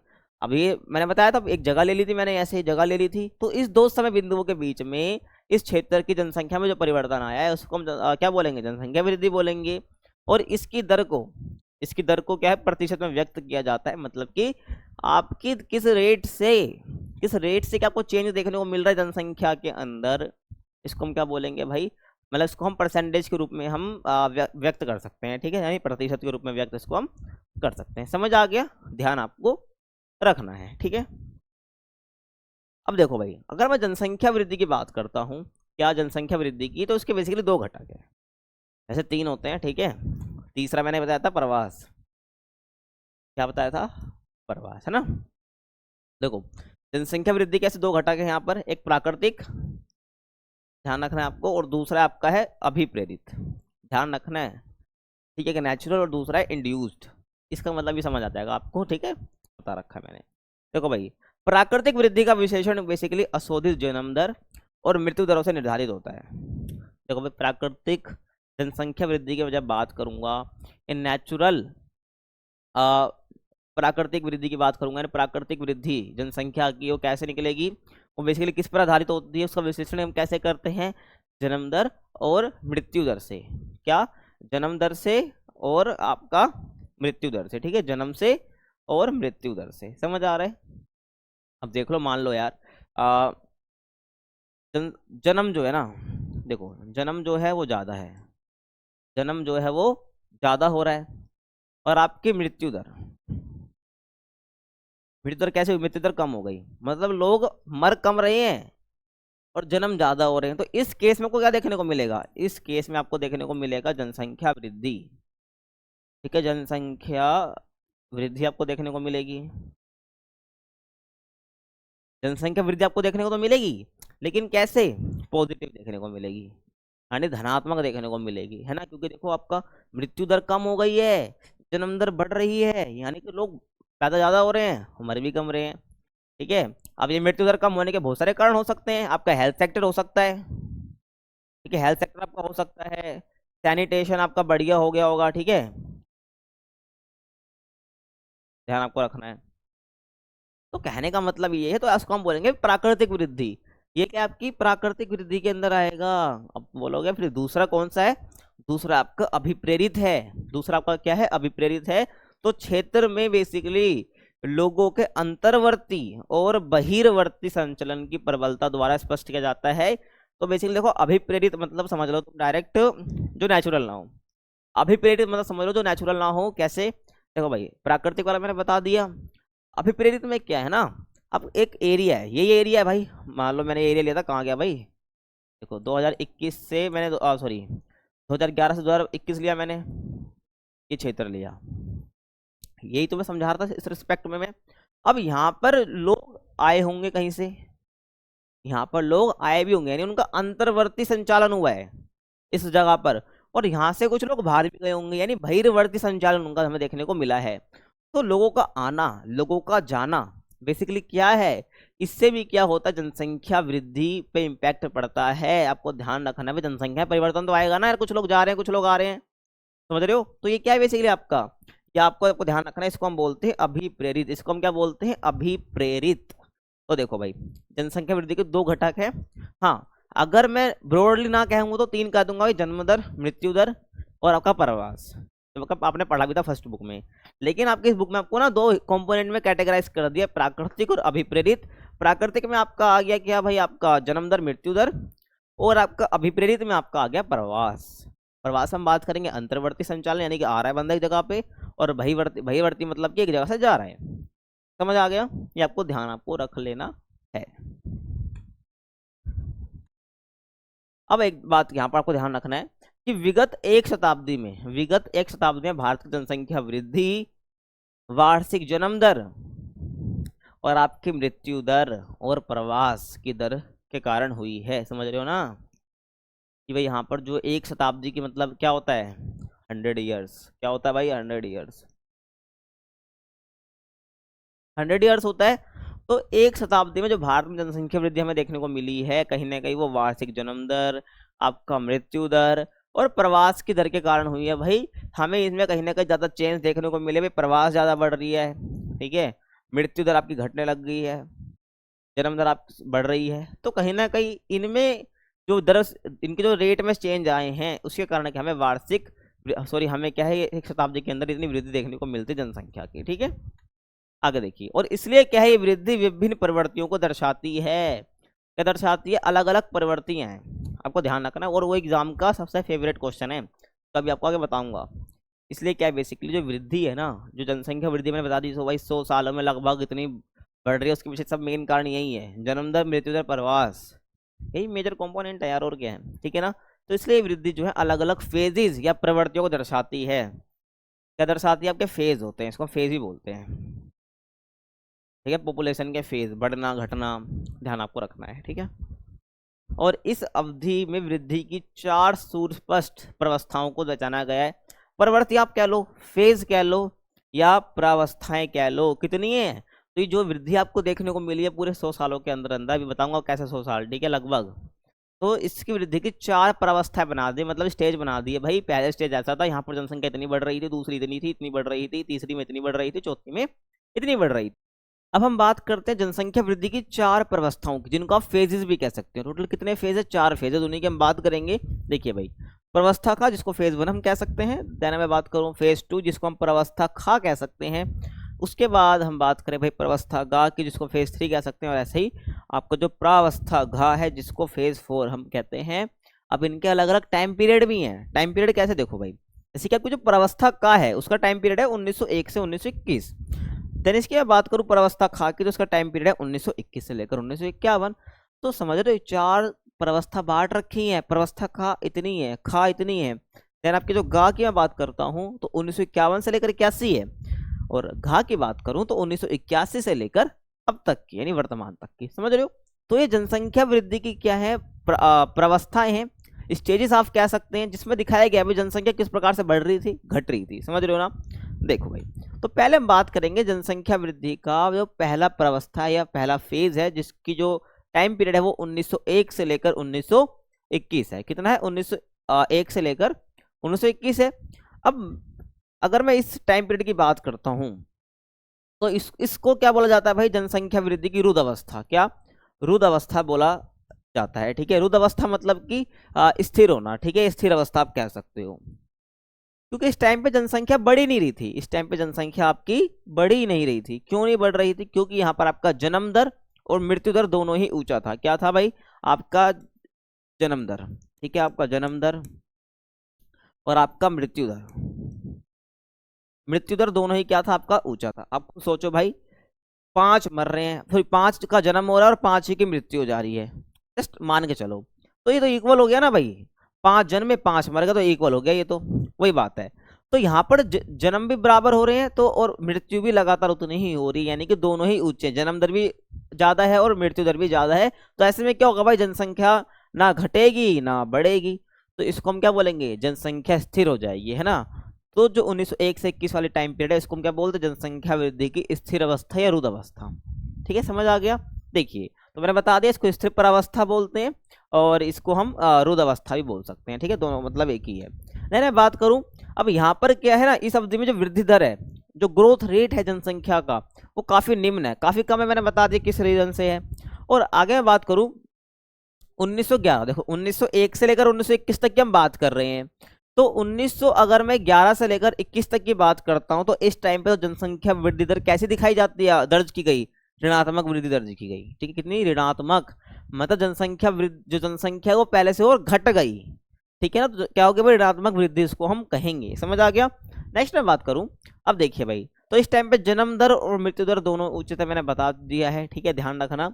अब बेसिकली क्या है, जिससे वृद्धि दर निम्न बनी रही, क्योंकि अब इससे क्या ग्रोथ हुई नहीं, जनसंख्या बढ़ी नहीं, क्योंकि जन्म दर और मृत्यु दर दोनों ही बढ़ रहे हैं, समझ रहे हो। क्योंकि मृत्यु दर, लोग मर भी ज्यादा रहे हैं और पैदा भी ज्यादा हो रहे हैं, तो बराबर ही हो जा रहा है, एक एवरेज अगर हम निकालना चाहे तो। अब बेसिकली ऐसा है क्यों भाई, जन्म दर भी ज्यादा मृत्यु दर भी ज्यादा, ऐसा है क्यों, क्योंकि मेन रीजन इसका है निम्न स्वास्थ्य सेवाएं, चिकित्सा सेवाएं, ठीक है। अधिकतर लोगों की भाई जो क्या है, निरक्षरता है, मतलब वो पढ़े लिखे नहीं है, तो उनको पता नहीं भाई फैमिली प्लानिंग क्या होती है, ठीक है। अब भोजन की बात कर लो या अन्य आधारभूत आवश्यकता की बात कर लो, तो लोगों के पास है ही नहीं, अपर्याप्त वितरण है, तो लोगों के पास है नहीं, तो भुखमरी जैसी स्थिति बन जाती थी इस टाइम पर। तो भुखमरी वगैरह से, कुपोषण से कोई व्यक्ति मर जाए तो उसकी क्षतिपूर्ति उसकी जगह कोई दूसरा भी हो, इसलिए क्या करते थे भाई, वो जो है ज्यादा बच्चों को जन्म दिया करते थे, ठीक है। क्योंकि उस टाइम पे हॉस्पिटलिटी इतनी अच्छी होती नहीं थी, तो डेथ भी ज्यादा होती थी। तो समझ रहे मैं क्या कहना चाह रहा हूँ, तो इसलिए लोग ज्यादा ही बच्चों को जन्म दिया करते थे। तो इसलिए यहाँ पर क्या है, मर भी ज्यादा रहे और जन्म भी ज्यादा हो रहे, तो यहाँ पर क्या, कुछ जनसंख्या वृद्धि कैसी रहेगी, बिल्कुल स्थिर रहेगी, ध्यान रखना है, बढ़ेगी नहीं। और बेसिकली जो ये अवधि है मोटे तौर पर आपका उच्च जन्म दर और मृत्यु दरों के लिए उत्तरदायी है। अगर मैं कहूँ 1901 से 1921 का टाइम पीरियड क्या है, उच्च जन्म दर और आपका उच्च मृत्यु दर, समझ आ गया, ध्यान आपको रखना है। अब आगे देखिए, नेक्स्ट आपका है भाई 1921 से लेकर 51 का टाइम पीरियड। क्या बोला मैंने, 1921 से लेकर 1951 का टाइम पीरियड, जिसको हम प्रावस्था खा भी बोल सकते हैं। तो 1921 से लेकर 1951 के दशकों को जनसंख्या की स्थिर वृद्धि की अवधि के रूप में जाना जाता है। उसको रुद्ध अवस्था बोल रहे हैं, पूरी रुद्ध अवस्था, लेकिन इसको हम क्या बोल रहे हैं, स्थिर वृद्धि की अवधि। मतलब कि यहाँ पर जो 21 से लेकर 51 का टाइम पीरियड है ना, इसे बिल्कुल इक्वल तरीके से, क्या इक्वल वे में आपको ग्रोथ देखने को मिलती है। अगर मैं 1901 से लेकर 1921 तक की कंपैरिजन करता हूँ, देखो भाई 1901 से लेकर 1921 ये बिल्कुल रुद्ध अवस्था थी। क्या थी, रुद्ध अवस्था थी। अब आ जाओ 1921 से लेकर 1951 है आपका, है ना, देख लो आप। तो ये स्थिर वृद्धि रही, यहाँ पर इसके कंपैरिजन में वृद्धि हमें देखने को मिलती है, लेकिन यहाँ की जो वृद्धि है वो भी स्थिर रही, वृद्धि में उतार चढ़ाव हमें देखने को नहीं मिलता है, आपको ध्यान रखना है, ठीक है। तो यहाँ पर इसको स्थिर वृद्धि के रूप में हम जानते हैं। देश भर में यहाँ पर क्या स्वास्थ्य सुविधा, स्वच्छता में व्यापक सुधार हमें देखने को मिलता है, जिसने क्या मृत्यु दर को घटा दिया है, जिसने घटा दिया भाई मृत्यु दर, डेथ रेट जो है घट गया, जो आपका डेथ रेट है वो घट गया ना पहले के मुकाबले, क्योंकि इस टाइम पे अब जो है भाई 21 से 51 के टाइम पे पहले के मुकाबले, क्या बोला, पहले के मुकाबले इतनी अच्छी नहीं हो गई, पहले के मुकाबले बेटर हो गई, है ना। स्वास्थ्य तो आपकी जो स्वच्छता सुविधाएं हो गई, तो इसने मृत्यु दर को थोड़ा नीचे गिरा दिया, लेकिन जन्म दर तो आपका बढ़ा हुआ है। तो आपकी जनसंख्या वृद्धि तो हो रही है पहले के मुकाबले ज्यादा, लेकिन वो स्थिर गति से है, उतार चढ़ाव ज्यादा नहीं देखने को मिल रहा है हमें, समझ आ गया। और साथ ही साथ क्या हुआ, बेहतर परिवहन और संचार तंत्र से वितरण प्रणाली में सुधार भी हुआ है, ठीक है भाई, यानी ट्रांसपोर्ट सिस्टम और कम्युनिकेशन सिस्टम भी अच्छा हुआ है, जिससे क्या है, जो वितरण प्रणाली है उसमें सुधार हुआ है। वितरण प्रणाली से संबंधित है, मतलब है कि भाई जितनी भी जरूरी चीजें हैं, एक बेसिक नीड्स हैं लोगों की, जैसे कि भाई चिकित्सा सेवा देना, भोजन पहुंचाना, लाना, ये सब कुछ बेसिक चीजें जो है ना, वो भाई इनके बिना पॉसिबल नहीं, संचार तंत्र परिवहन के बिना पॉसिबल नहीं है। लेकिन परिवहन और संचार तंत्र के विकास से क्या हो रहा है, वितरण प्रणाली में सुधार हुआ है, लोगों की बेसिक नीड्स को अच्छे से पूरा किया जा रहा है, उनके तक पहुंचाया जा पा रहा है, ठीक है। अब ध्यान रखो, आप खुद मान के चलो, अब मान लो कि भाई रोड वगैरह अच्छे नहीं है, तो एम्बुलेंस जा पाएगी, नहीं जा पाएगी ना, सीधी सी बात है। तो परिवहन तंत्र अच्छा होगा जब तो एम्बुलेंस जा पाएगी भाई किसी बंदे को लेने, सीधी सी बात है। तो वितरण प्रणाली का मतलब यही है, डिस्ट्रीब्यूशन सिस्टम, कि भाई किस प्रकार से लोगों की जो बेसिक नीड्स है उनको प्रोवाइड करी जा रही है, वितरण करी जा रही है। तो उसमें सुधार कब होता है, जब आपके परिवहन और संचार तंत्र में विकास होता है, तो इस टाइम पे हुआ थोड़ा सा, ठीक है, ध्यान रखना है।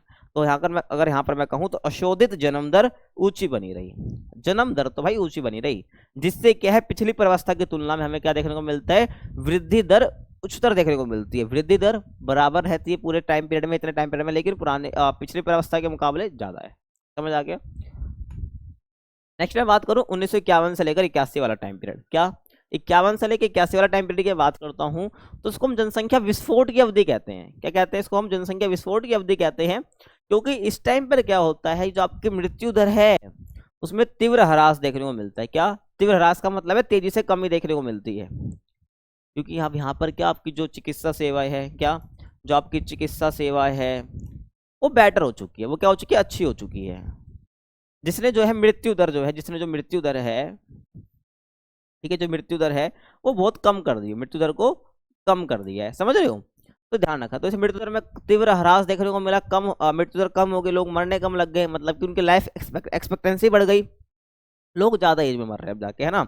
तो ऐसे में क्या हो रहा है, जनसंख्या बढ़ेगी ना, क्योंकि जन्म दर तो है, जन्म दर तो है, लेकिन मृत्यु दर आपकी बढ़ नहीं रही है, घट रही है। ये देखो, जन्म दर बढ़ रहा है, मृत्यु दर घट रही है, तो जनसंख्या तो बढ़ेगी ना, ये तो, और ये घट भी रहा है, लोग मर भी नहीं रहे, पैदा हो जा रहे हैं, तो वही चीज है, समझ में क्या कहना चाह रहा हूँ। तो ध्यान आपको रखना है, और जनसंख्या की उच्च प्रजनन दर के कारण हुआ है। तो यहाँ पर क्या, जनसंख्या वृद्धि हमें देखने को ज्यादा मिलती है, इसलिए जनसंख्या विस्फोट इसको हम कहते हैं। एमसीक्यू में पूछा जाता है कि किस अवधि को जनसंख्या विस्फोट कहा जाता है, तो 1951 से लेकर 81 वाली प्रवस्था को कहा जाता है। और जनसंख्या के उच्च प्रजनन दर, रिप्रोडक्शन ज्यादा था इस टाइम पे, यानी कि जन्म दर ज्यादा थी, है ना। और औसत वार्षिक वृद्धि दर 2.2% तक ऊंची रही इस टाइम पीरियड की बात करूं तो। वार्षिक दर यानी कि हर वर्ष 2.2% से क्या है, आपकी वृद्धि दर बनी रही, ऊंची रही, ध्यान रखना है, इस टाइम पीरियड की मैं बात कर रहा हूं। अब स्वतंत्रता जैसी मिली हमें पोस्ट इंडिपेंडेंस, ठीक है, 1947 में हम आजाद होते हैं। तो पोस्ट इंडिपेंडेंस के बाद क्या होता है भाई, केंद्रीकृत नियोजन प्रक्रिया चलती है, यानी कि प्लानिंग करी जाती है भाई, किस प्रकार से देश की अर्थव्यवस्था को सुधारना है, हमें पता है आपको। तो केंद्रीकृत यानी सेंट्रलाइज्ड, जो सेंट्रल गवर्नमेंट है वो वैसे नियोजन की प्रक्रिया चलाती है, प्रोसेस कराती है कि भाई किस प्रकार से हमें देश की अर्थव्यवस्था को ग्रो करना है। तो इसके माध्यम से काफी विकासात्मक कार्य चलाए गए, ठीक है, जो डेवलपमेंट प्रोग्राम चलाए गए लोगों के लिए, जिससे लोगों के जीवन में सुधार भी आया, ठीक है। अब धीरे धीरे क्या हो गया, अर्थव्यवस्था सुधरने लग गई पहले के मुकाबले, जिससे अधिकांश लोगों के जीवन की जीवन की दशाएं कह लो, उसमें सुधार हमें देखने को मिलता है। और इस टाइम पर आपको जो है ना भाई, तिब्बती हो गए, बांग्लादेशी हो गए, नेपाली हो गए, पाकिस्तानी भी हो गए, इनका प्रवास भारत में बढ़ रहा था। तो इसलिए क्या है, इसको हम क्या बोलते हैं, जनसंख्या विस्फोट की अवधि के रूप में जानते हैं। बेसिकली आपको लिखना तो बस यहाँ तक लिख सकते हो, कहाँ तक, यहाँ तक एग्जाम में आएगा, ठीक है भाई। जनसंख्या विस्फोट वाली अवधि यानी 1951 से लेकर 81 तक, तो उसको आप बस ना लिख सकते हो भाई कि जनसंख्या विस्फोट के नाम से जानते हैं। मृत्यु दर इसमें बहुत तेज रहती है, रीजन आप बता सकते हो, ठीक है भाई, कि जो मृत्यु दर क्यों घट रही है, क्योंकि जो चिकित्सा सेवा है वो ज्यादा अच्छी हो चुकी है पहले के मुकाबले, इसलिए, है ना, समझ आ गया। अब हम बात करेंगे लास्ट प्रवस्था की, जिसको हम बोलते हैं 1951 से लेकर वर्तमान तक, उसका टाइम पीरियड है ना। तो देखिए भाई, तो जनसंख्या की वृद्धि दर जो है ना, जनसंख्या की जो वृद्धि दर है वो ऊंची बनी रही, ध्यान रखना क्या कर रहा हूं मैं, जनसंख्या की वृद्धि दर ऊंची बनी रही, लेकिन धीरे धीरे मंद गति से घटने लगी। तुम बोलोगे यार ऐसा कैसे हो सकता है, जनसंख्या तो बहुत तेजी से बढ़ रही है हमारी, तो मैंने कब बोला घट रही है, यहाँ पर बात हो रही है ग्रोथ रेट की, किस ग्रोथ से जनसंख्या बढ़ रही है। पहले के मुकाबले हम देखें भाई जनसंख्या किस रेट से बढ़ रही है, और आज का हम देखते हैं तो आज क्या है, कम ग्रोथ रेट है पॉपुलेशन के बढ़ने का, जनसंख्या के बढ़ने का पहले के मुकाबले, समझ रहे हो ना। तो जनसंख्या की वृद्धि दर बहुत ऊंची बनी रही, लेकिन धीरे धीरे घट रही है, धीरे धीरे, है ना, ध्यान रखना। यहाँ पर परसेंटेज की बात हो रही भाई 3%, 4%, मान लो पहले 5% के मुकाबले बढ़ रही होगी, अब 1.2, 2.13 ऐसे परसेंट से बढ़ रही होगी, समझ रहे। तो यहाँ पर क्या है, बढ़ा भी रही है, लेकिन हम number of percentage growth rate घट गया, ध्यान रखना, तो मंद गति से घटने लगी। और ऐसे जनसंख्या वृद्धि जो है ना, जिसमें क्या हो रहा है भाई, जनसंख्या की वृद्धि दर घट रही है, बेसिकली क्यों हुआ है, अशोधित जन्म दर की अधोमुखी प्रवृत्ति के कारण। किससे हुआ है, अधोमुखी प्रवृत्ति के कारण। बहुत भारी वर्ड है ना, अधोमुखी प्रवृत्ति का मतलब है यहाँ पर कि यहाँ पर जन्म दर में चेंज देखने को मिला है, जन्म दर में हमें चेंज देखने को मिला है, जन्म दर जो है पहले के मुकाबले कम हो गया है, तो उसको हम क्या बोल रहे हैं, अधोमुखी प्रवृत्ति। तो अशोधित जन्म दर की अधोमुखी प्रवृत्ति के कारण क्या है, बेसिकली हमें इस प्रकार की जनसंख्या वृद्धि देखने को मिल रही है, जो कि मंद गति से बढ़ रही है ना, समझ आ गया होगा।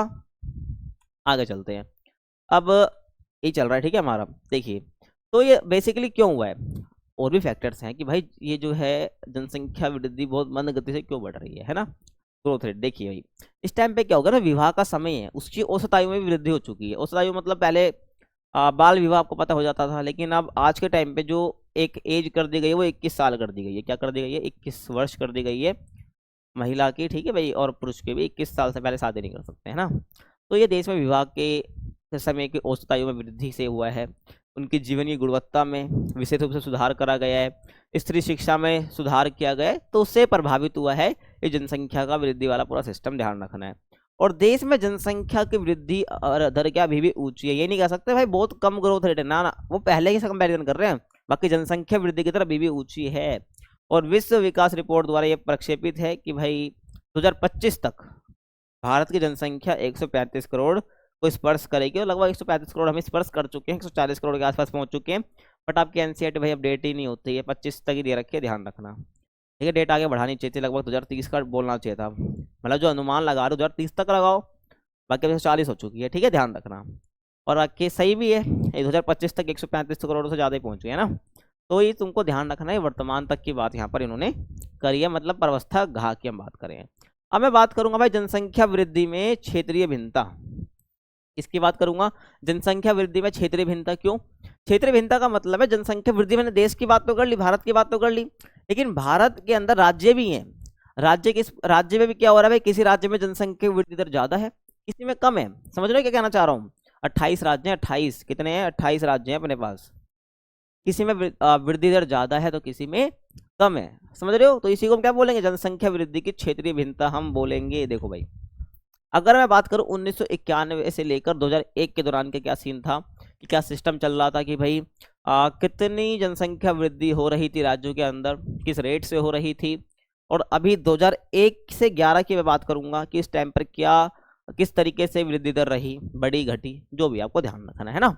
तो 1991 से लेकर 2001 की बात मैं करता हूं, तो देखिए कम वृद्धि दर वाले राज्य ये थे, कम वृद्धि दर यानी कि जहां पर ऐसे राज्य जहां पर जनसंख्या की वृद्धि दर नीचे रही, जैसे कि केरल 9.4% रही वृद्धि दर केरल के अंदर जनसंख्या की।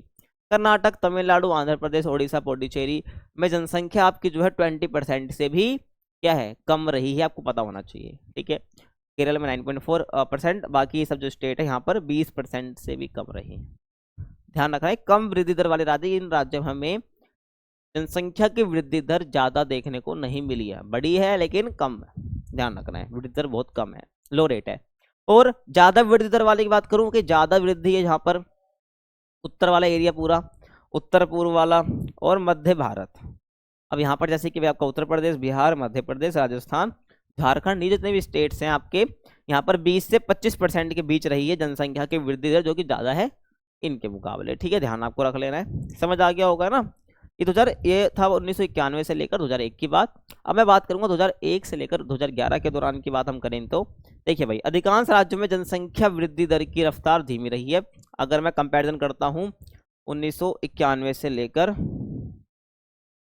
2001 की, है ना, तो इस टाइम पीरियड में जो है अगर मैं कंपैरिजन करता हूं, इसमें जो है जनसंख्या वृद्धि की रफ्तार थोड़ी धीमी रही इस टाइम पीरियड के मुकाबले, है ना, ध्यान रखना है तुम्हें, ठीक है। कोई मिस्टेक है और कोई कंफ्यूजन तुम्हें नहीं होनी चाहिए। जैसे कि बात करूं आंध्र प्रदेश, आंध्र प्रदेश में सबसे कम वृद्धि हमें देखने को मिलती है 3.5%, और महाराष्ट्र में सबसे ज्यादा गिरावट देखने को मिलती है वृद्धि दर में 6.7% के रेट से, है ना, ध्यान रखना। मतलब यहाँ पर वृद्धि दर ये है, जो गिरावट बहुत देखने को हमें मिली है।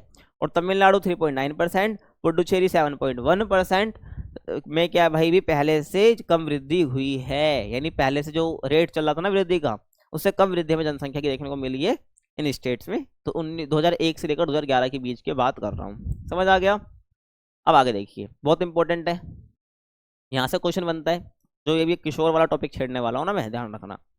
तो देखिए भाई, भारत के किशोर यानी कि एडल्ट बच्चे, तो ये जो है एक देश को, एक जो देश है उसको डेवलप करने के लिए, उसको डेवलपमेंट के लिए, उसको शेप करने के लिए काफ़ी इंपॉर्टेंट रोल प्ले करते हैं, क्योंकि जिस देश का यूथ जैसा होगा ना, वहाँ की वो देश भी ऐसे डेवलप कर रहा होगा, सीधी सी बात है। तो भारत में किशोर की जनसंख्या की बात करता हूँ 2011 के अनुसार, तो आयु वर्ग बेसिकली मैं कहूँ, अब वो सोच रहे यार किशोर की बात हो रही, किशोर का एज ग्रुप क्या होता है, तो 10 से 19 साल के जो बच्चे होते हैं, क्या 10 से 19 साल के जो बच्चे होते हैं उनको किशोरों की कैटेगरी में रखा जाता है। और इनकी हिस्सेदारी की मैं बात करूं तो 20.9% है, क्या हिस्सेदारी है इनकी, 20.9% है। यानी टोटल पॉपुलेशन का, अगर मैं टोटल पॉपुलेशन कितनी है 100% है, तो 100% में से 20.9% क्या है, किशोर है, जो कि 10 से 19 वर्ष के बच्चे हैं। ये 2011 के अनुसार मैं कह रहा हूँ, ठीक है। इसमें से बेसिकली अब देखो, ये 20.9% है, इसको हम क्या मान लेते हैं, पूरा 100% मान लेते हैं। 100% का 20.9% हो गया, ठीक है, किशोर है। अब इस 20.9% को हम क्या मान लेते हैं, 100% मान लेते हैं कि भाई, ठीक है, 100% मान लिया इसको हमने। अब इन्हीं 100% में से 52.7% लड़के हैं जो कि किशोर है, 47.3% लड़कियां जो कि किशोरियां हैं, समझ आ गया। ये आपको पता होना चाहिए भाई क्या हिस्सेदारी है भारत के अंदर किशोरों की। अब ना किशोरों के सामने बहुत सारी चुनौतियां हैं, किशोरों के सामने बहुत सारी चुनौती है जो कि वो फेस कर रहे हैं। तो यहाँ से क्वेश्चन बनता है, डबल स्टार लगाओ भाई यहाँ पे, यहाँ से क्वेश्चन बनता ही बनता है। क्या कह रहा हूँ मैं, यहाँ से जो क्वेश्चन आपके एग्जाम में बनता ही बनता है, ठीक है। यहाँ से क्वेश्चन बनता है कि भाई किशोरों के सामने कौन कौन सी चुनौतियाँ हैं, ध्यान तुम्हें रखना है, ठीक है। तो देखो, तो ये कुछ चुनौतियां मैंने बताई है, इसके अलावा भी आप लिख सकते हो, आपके दिमाग में आ रही हो, आपके बुक में इतना ही दे रखा है तो इतना ही लिखना है आपको। बाकी और बहुत सारी चुनौतियां हैं यार जो आपको आप फेस कर रहे हो अपनी एज में, आप भी तो किशोर हो, वो लिख सकते हो, क्या दिक्कत है, तो गलत थोड़ी कर देगा। कम आयु में विवाह होना, ठीक है भाई, सही बात है, बाल विवाह जो होता है बंदों का, लोगों का, है ना, तो भाई लड़कियां ज़्यादा फेस करती है इस चीज़ को कि उनको कम एज में विवाह कर देना, है ना, ये हो जाएगा। और निरक्षरता, ठीक है, यानी कि अनएजुकेटेड रहना, मतलब कि भाई बच्चों को एजुकेशन प्रॉपर नहीं मिल रहा तो निरक्षरता रहती है। और विद्यालय का बीच में ही छोड़ देना, ये बहुत प्रॉब्लम रहती है भाई, बच्चा 9th में फेल हो गया, छोड़ दिया स्कूल, या 9th पूरी क्लास ही नहीं करी, छोड़ दिया बिना फेल हुई भी, तो विद्यालय का बीच में छोड़ देना ये भी बहुत बड़ी प्रॉब्लम है, जो कि सामने होते किशोरों की, है ना। और किशोरी माताओं में उच्च माता मृत्यु दर, जो किशोरी माता है, मतलब कि भाई जो है तो वो किशोर एज में ही, 10 से 19 साल का किशोर होता है ना, किशोरी एज है। जो किशोरी माताएं हैं जो कि इस एज में माँ बन चुकी हैं, तो उनमें क्या है, उच्च माता मृत्यु दर देखने को हमें मिलती है, मतलब कि डेथ्स हो जाती है ना। मदिरा सेवन हमें एक बहुत बड़ी प्रॉब्लम इस एज में देखने को मिलती है, बच्चे नशा वगैरह करने लग जाते हैं, मदिरा का सेवन करते हैं, वाइन वगैरह वो पीते हैं, आपको पता है, जो कि बढ़ रहा है आज के टाइम पे केसेस, ठीक है, तो मदिरा सेवन करते हैं। और उचित मार्गदर्शन का अभाव, यानी कि करेक्ट डायरेक्शन या सही डायरेक्शन नहीं मिल पाती है, किसको, आज के जो किशोर हैं, कह लो किशोरियाँ हैं, ध्यान रखना है, जो एडल्ट जनरेशन है, सीधी बात में कहूँ तो ध्यान रखना। तो उचित मार्गदर्शन का अभाव है बिल्कुल, कि भाई किस डायरेक्शन में वो जाएं कि वो जिंदगी में सफल हो पाए, तो उनके पास उचित मार्गदर्शन का अभाव है। और ऐसे ही अपराध, ठीक है, ऐसे ही क्या आपका अपराध, इस टाइम पे क्या है भाई, आपराधिक गतिविधियों में ज़्यादा शामिल हो जाते हैं, आपको पता होगा, कई बार में देखा भी होगा कि यही एक ऐसी एज होती है, आपके घर वाले बोलते होंगे कि अगर आप इस एज में संभल गए तो संभल गए, और बिगड़ गए तो बिगड़ गए, क्योंकि जो एज होती है ना काफ़ी बहुत सेंसिटिव होती है, इसमें बच्चा बिगड़ता भी है और कुछ बनता भी है, सीधी सी बात है। तो ये बात है, तो इस एज में भाई आपराधिक गतिविधि में ही बच्चा शामिल हो जाता है, वो अपराध भी कर देता है। तो ये कुछ समस्याएं हैं आपके सामने जो आपको पता होनी चाहिए, ध्यान रखना है, जो कि किशोरों के सामने आती है, एग्जाम में बहुत आता है, इंपॉर्टेंट है, ध्यान रख लेना। एक राष्ट्रीय युवा नीति 2014 में लाई गई थी, फरवरी 2014 में लाई गई थी, ध्यान रखना। तो किशोर जनसंख्या के समग्र विकास के लिए नीति लाई गई थी भाई, ऑलराउंड डेवलपमेंट हमें करना है, यूथ का युवा का ध्यान रखना है। और राष्ट्रीय युवा नीति फरवरी 2014 में लाई गई थी, ध्यान रख लेना है ना। और भारत के युवाओं के लिए एक समग्र दूरदर्शी प्रस्ताव रखती है ये नीति। क्या? एक समग्र दूरदर्शी, यानी दूर का देख लिया भाई पहले कि भाई युवाओं को ऐसे कराना है, ऐसे रखना है, तभी देश ग्रो करेगा, है ना। तो भाई समग्र दूरदर्शी प्रस्ताव रखती है क्या? ये वाली आपकी जो युवा नीति है, ध्यान रख लेना है, ठीक है। अब इसका बेसिकली उद्देश्य क्या है? देश के युवाओं में बेहतर गुणों का विकास करना है। जो देश का यूथ है, जो युवा है, बेहतर गुणों का विकास करना है, ठीक है। और युवाओं को बेहतर मार्गदर्शन प्रदान करना है, इसे कुछ पर्पज है इस नीति के, ध्यान रखना है। और युवाओं में देशभक्ति की भावना बढ़ानी है, ये हो जाएगा आपके क्या उसके उद्देश्य। और आप सोच रहे हो यार युवक कितने साल तक के आते हैं? तो बेसिकली जो हमारी गवर्नमेंट है वो युवा को 15 से 29 साल, क्या 15 से 29 साल के लोगों को या बच्चों को, बड़ों को, 15 से 29 साल के जो लोग हैं उनको क्या युवा में कैटेगराइज करती है, यूथ एज अ यूथ मानती है, ध्यान रखना है, ठीक है।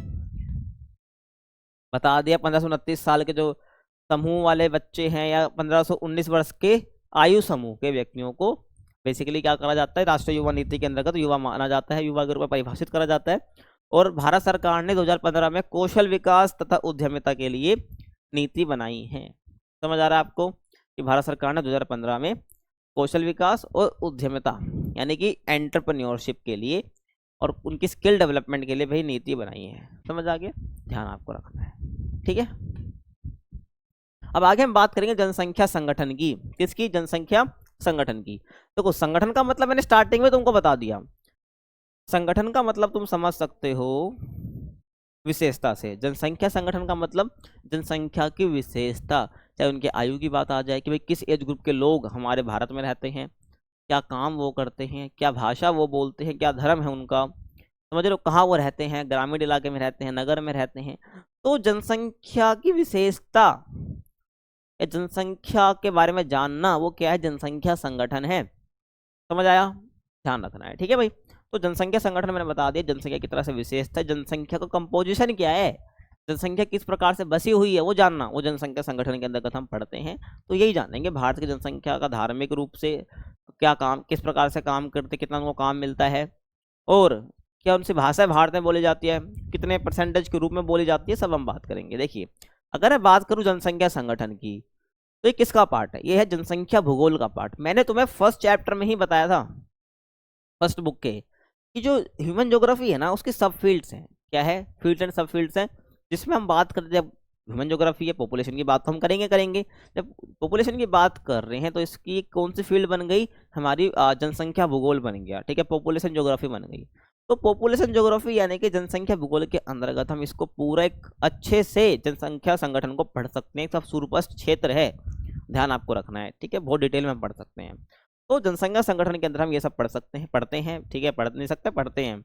आयु और लिंग का विश्लेषण हम करते हैं, यानी जेंडर और एज, लोगों का निवास स्थान, भाषा, धर्म, साक्षरता, उनकी वैवाहिक स्थिति, उनकी शिक्षा और उनका व्यवसाय, ये बेसिकली जानना हो तो इसको हम जनसंख्या संगठन ही कहते हैं। समझ आ गया? ध्यान आपको रखना है।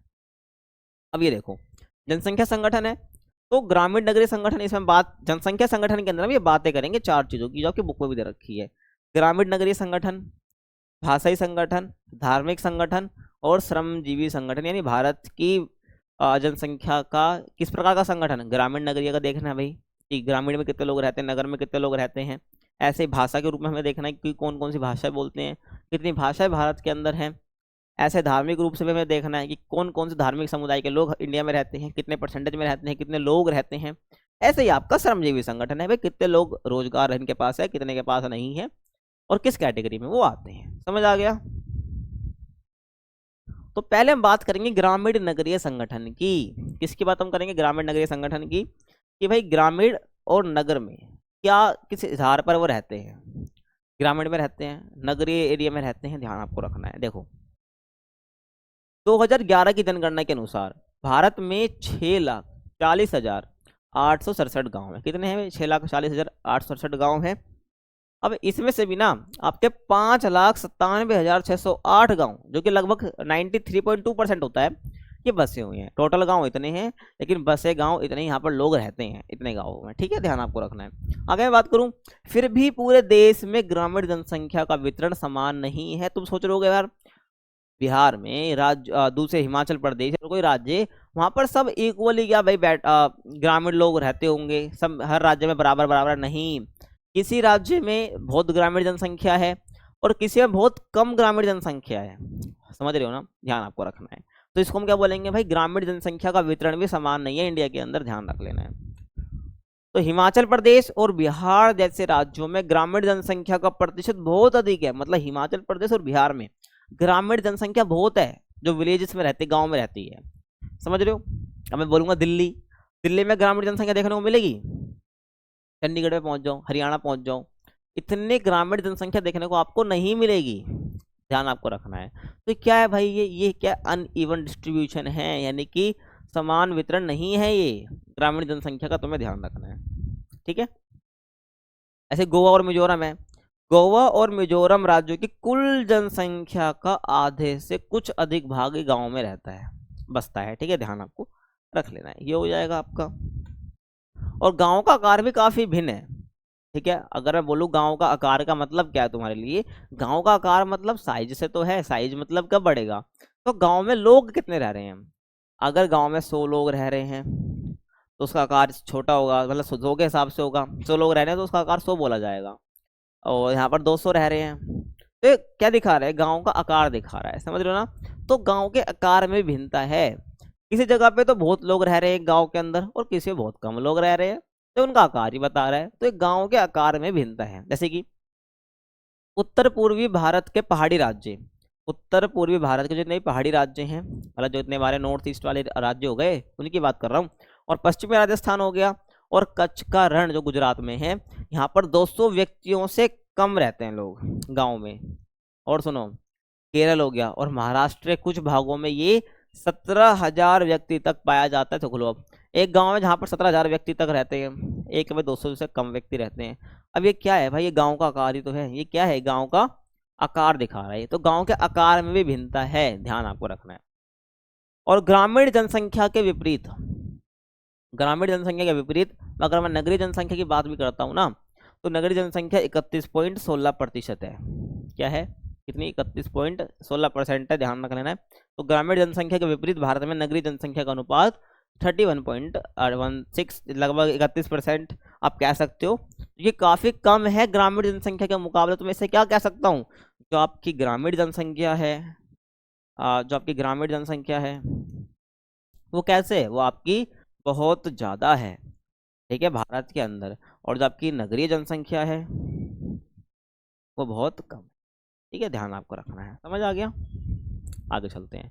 लेकिन अगर मैं बात करता हूँ पिछले दशकों में, ये वृद्धि की बहुत तीव्र दर को दर्शा रहा है। पिछले दशकों में ये वृद्धि की बहुत तीव्र दर को दर्शा रहा है। नगरीय जनसंख्या की वृद्धि दर समृद्ध आर्थिक विकास, स्वास्थ्य और स्वास्थ्य संबंधी दशाओं में सुधार के कारण तेजी से बढ़ी है। यानी पिछले कुछ दशकों की मैं बात करूं तो यहाँ पर वृद्धि बहुत बढ़ गई नगरीय जनसंख्या की, निम्न तो है लेकिन नगरों की जनसंख्या बहुत बढ़ गई है, वृद्धि दर बढ़ रही है। क्यों बढ़ रही है, इसलिए बढ़ रही है भाई क्योंकि क्या हो रहा है ना, ग्रामीण से नगर, क्या, ग्रामीण से नगर, ग्रामीण से नगर की तरफ प्रवास बढ़ रहा है, ठीक है, प्रवास बढ़ रहा है। क्यों बढ़ रहा है, जस्ट बिकॉज ऑफ फैसिलिटीज, क्या, सुविधाएं, फैसिलिटीज, ठीक है, ध्यान आपको रखना है। तो फैसिलिटीज की वजह से ये हो रहा है। तो समझ आ रहा है मैं क्या कहना चाह रहा हूँ भाई, ये जो है पिछले दशकों में ये वृद्धि बहुत बढ़ रही है, तीव्र दर से बढ़ रही है। क्यों, क्योंकि नगरीय जनसंख्या की जो वृद्धि दर है ना, वो समृद्ध आर्थिक विकास, स्वास्थ्य संबंधी दशाओं में सुधार के कारण तेजी से बढ़ी है। क्योंकि फैसिलिटीज में नगरों के अंदर फैसिलिटीज ज़्यादा अच्छी मिलती हैं, चाहे वो हेल्थ की बात हो, चाहे एजुकेशन की बात हो, चाहे वो अदर किसी सर्विस की बात हो गाँव के मुकाबले। तो लोग क्या अपनी ज़िंदगी को सुधारने के लिए, अच्छा जीवन जीने के लिए वो गाँव से, यानी ग्रामीण इलाके से वो नगरीय जीवन की तरफ बढ़ रहे हैं। और कुल जनसंख्या की तरह ही जो आपकी नगरीय जनसंख्या है ना, उसके वितरण में भी देश के अंदर भिन्नताएं पाई जाती है। ग्रामीण तो है ही भाई, कहीं पे ज़्यादा कहीं पे कम ग्रामीण लोग भी, लेकिन ऐसे ही आपका नगरीय जनसंख्या भी है। कुछ नगर तो बहुत ज़्यादा बसे हुए हैं, बहुत लोग रह रहे हैं नगर में, और कुछ नगर ऐसे भी जहाँ पर बहुत कम लोग रह रहे हैं। समझ आया तुम्हें, ये ध्यान तुम्हें रखना है, ठीक है। आगे देखो, लगभग सभी राज्यों और केंद्र शासित प्रदेशों में नगरीय जनसंख्या काफ़ी बड़ी है। ये लगभग सभी राज्यों और आपकी जो यूनियन टेरेटरी है यानी कि केंद्र शासित प्रदेश है, यहाँ पर नगरीय जनसंख्या काफी बड़ी है। रीजन मैंने बता दिया है, कोलकाता, मुंबई, बेंगलुरु, मैसूर, मदुरई, ठीक है, आपका कोयम्बटूर, अहमदाबाद, सूरत, दिल्ली, कानपुर, लुधियाना, जालंधर में क्या है, ग्रामीण नगरीय प्रवास, क्या ग्रामीण नगरीय प्रवास सूरपष्ट है, यानी कि इसको हम सूरपष्ट या सुस्पष्ट कह सकते हो, इसको सूरपष्ट है सुस्पष्ट, यानी कि इजीली आप देख सकते हो कि भाई इन जगहों पर आपको दिख जाएगा भाई ग्रामीण इलाके से लोग नगर में किस प्रकार से आ रहे हैं और रह रहे हैं, दिख जाएगा आपको, ठीक है। ये कुछ एरिया आपको ध्यान रख लेना। अब मैं बात करूंगा भाषाई संगठन की, क्या भाषाई संगठन की। भाषाई संगठन का मतलब है भाई कितने भाषाई समुदाय भारत में रहते हैं, कौन कौन सी भाषाएं बोलते हैं। देखो वैसे तो 4 परिवार हैं, मतलब भाषाओं को हम 4 परिवार में कैटेगराइज कर देते हैं कि भारत के अंदर ये 4 भाषाई परिवार रहते हैं। वो कौन कौन सा आगे बात करेंगे। बाकी भारत में 100 या 100 क्या कह रहे हो 179, ठीक है, 179 भाषाएं और 544 बोलियां हैं। समझ रहे हो क्या कह रहा हूं मैं। भारत में 179 भाषाएं हैं और 544 बोली हैं, किसके अनुसार, ग्रियर्सन के अनुसार, जॉर्ज अब्राहम ग्रियर्सन। लगभग डेट एक बार रिचेक कर लेना तुम। बाकी 1921 से 22 का टाइम पीरियड है, जहां पर ये क्या है, एक सर्वेक्षण किया था, किसने, ग्रियर्सन ने करा था। जहां पर उन्होंने ये सर्वेक्षण करा तब उन्होंने ये पता लगाया कि भारत के अंदर 179 भाषाएं हैं और 544 बोलियां हैं। समझ आ गया। लेकिन ये उनके अनुसार था। अब अगर मैं बात करता हूँ जब संविधान हमारा बना तो भारत में 22 भाषाओं को क्या बेसिकली अनुसूचित कैटेगरी में रखा गया। भाई भारत की जो है 22 भाषाएं संविधान में अनुसूचित है, बाकी को गैर अनुसूचित कहा गया है, ध्यान रखना। समझ आके, तो 22 भाषाएं संविधान में अनुसूचित है और बाकी गैर अनुसूचित हैं। तो 22 में कहूँ तो जो इसके लिए ऑफिशियल लैंग्वेज इसको हम कह सकते हैं। और हिंदी सबसे ज़्यादा बोली जाती है भारत के अंदर, आपको पता है हिंदी सबसे ज़्यादा बोली जाने वाली भाषा है आपकी। लघु भाषाओं की बात करूं, आपकी संथाली आ जाएगी, बोडो आ जाएगी, मणिपुरी आ जाएगी, ये सब आ जाएगी, ठीक है। तो लघु भाषा आपके संथाली, बोडो, मणिपुरी ये सब आ जाएगी। बाकी हिंदी सबसे ज़्यादा बोली जाती है पूरे भारत में। और अब भाई इंसानों में तो क्या है, हम बांट देते हैं भाई, ये राजस्थान, ये आपका मणिपुर, ये आपका दिल्ली, ये आपका पंजाब, ये आपका हरियाणा।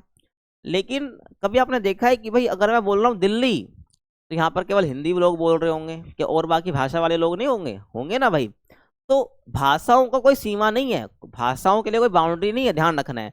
तो भाषाओं की सीमाएं स्पष्ट नहीं होती हैं क्योंकि एक ही भाषा कई राज्यों में बोली जाती है। वही मैं कह रहा हूँ ना, एक ही भाषा कई राज्यों में बोली जाती है, तो भाषाओं की कोई बाउंड्री वगैरह नहीं होती है, ध्यान रखना है। बट एक काफी सीरियस इशू है भाषा को लेकर, मेरे ध्यान में आ रहा है। जब भी आप साउथ में जाओगे ना भाई, कहीं ना कहीं वहां पर ना हिंदी का विरोध करा जाता है, और अपने इतिहास में पढ़ा होगा इस प्रकार से हिंदी का विरोध करा जाता है। तो काफी सीरियस कंसर्न है, काफी सीरियस इशू है, लैंग्वेज के बेसिस पर ये नहीं होना चाहिए, है ना, ध्यान रखना। तो कई बार में वीडियोस वगैरह सर्कुलेट भी होती है सोशल मीडिया पर, आपने देखा होगा कि किस प्रकार से हिंदी का साउथ वाला रीजन वहाँ विरोध करा जाता है, ठीक है। तो ये दिखाता भाई भाषाओं की कोई सीमाएं नहीं होती, कहीं एक जगह पर एक ही भाषा कई जगह पर बोली जा सकती है, तो वही चीज है, ये ध्यान रखना है, ठीक है। ये आपका भाषा संगठन हो जाएगा। लेकिन भाषा के 4 परिवार है भारत के अंदर, 4 भाषाई परिवार देखने को हमें मिलते हैं। जैसे कि आपका है भाई एक ऑस्ट्रिक जिसको हम निषाद बोलते हैं, दूसरा आपका द्रविड़, तीसरा आपका चीनी तिब्बती एंड फोर्थ आपका है भारतीय यूरोपीय। तो ये 4 भाषाई परिवार हैं।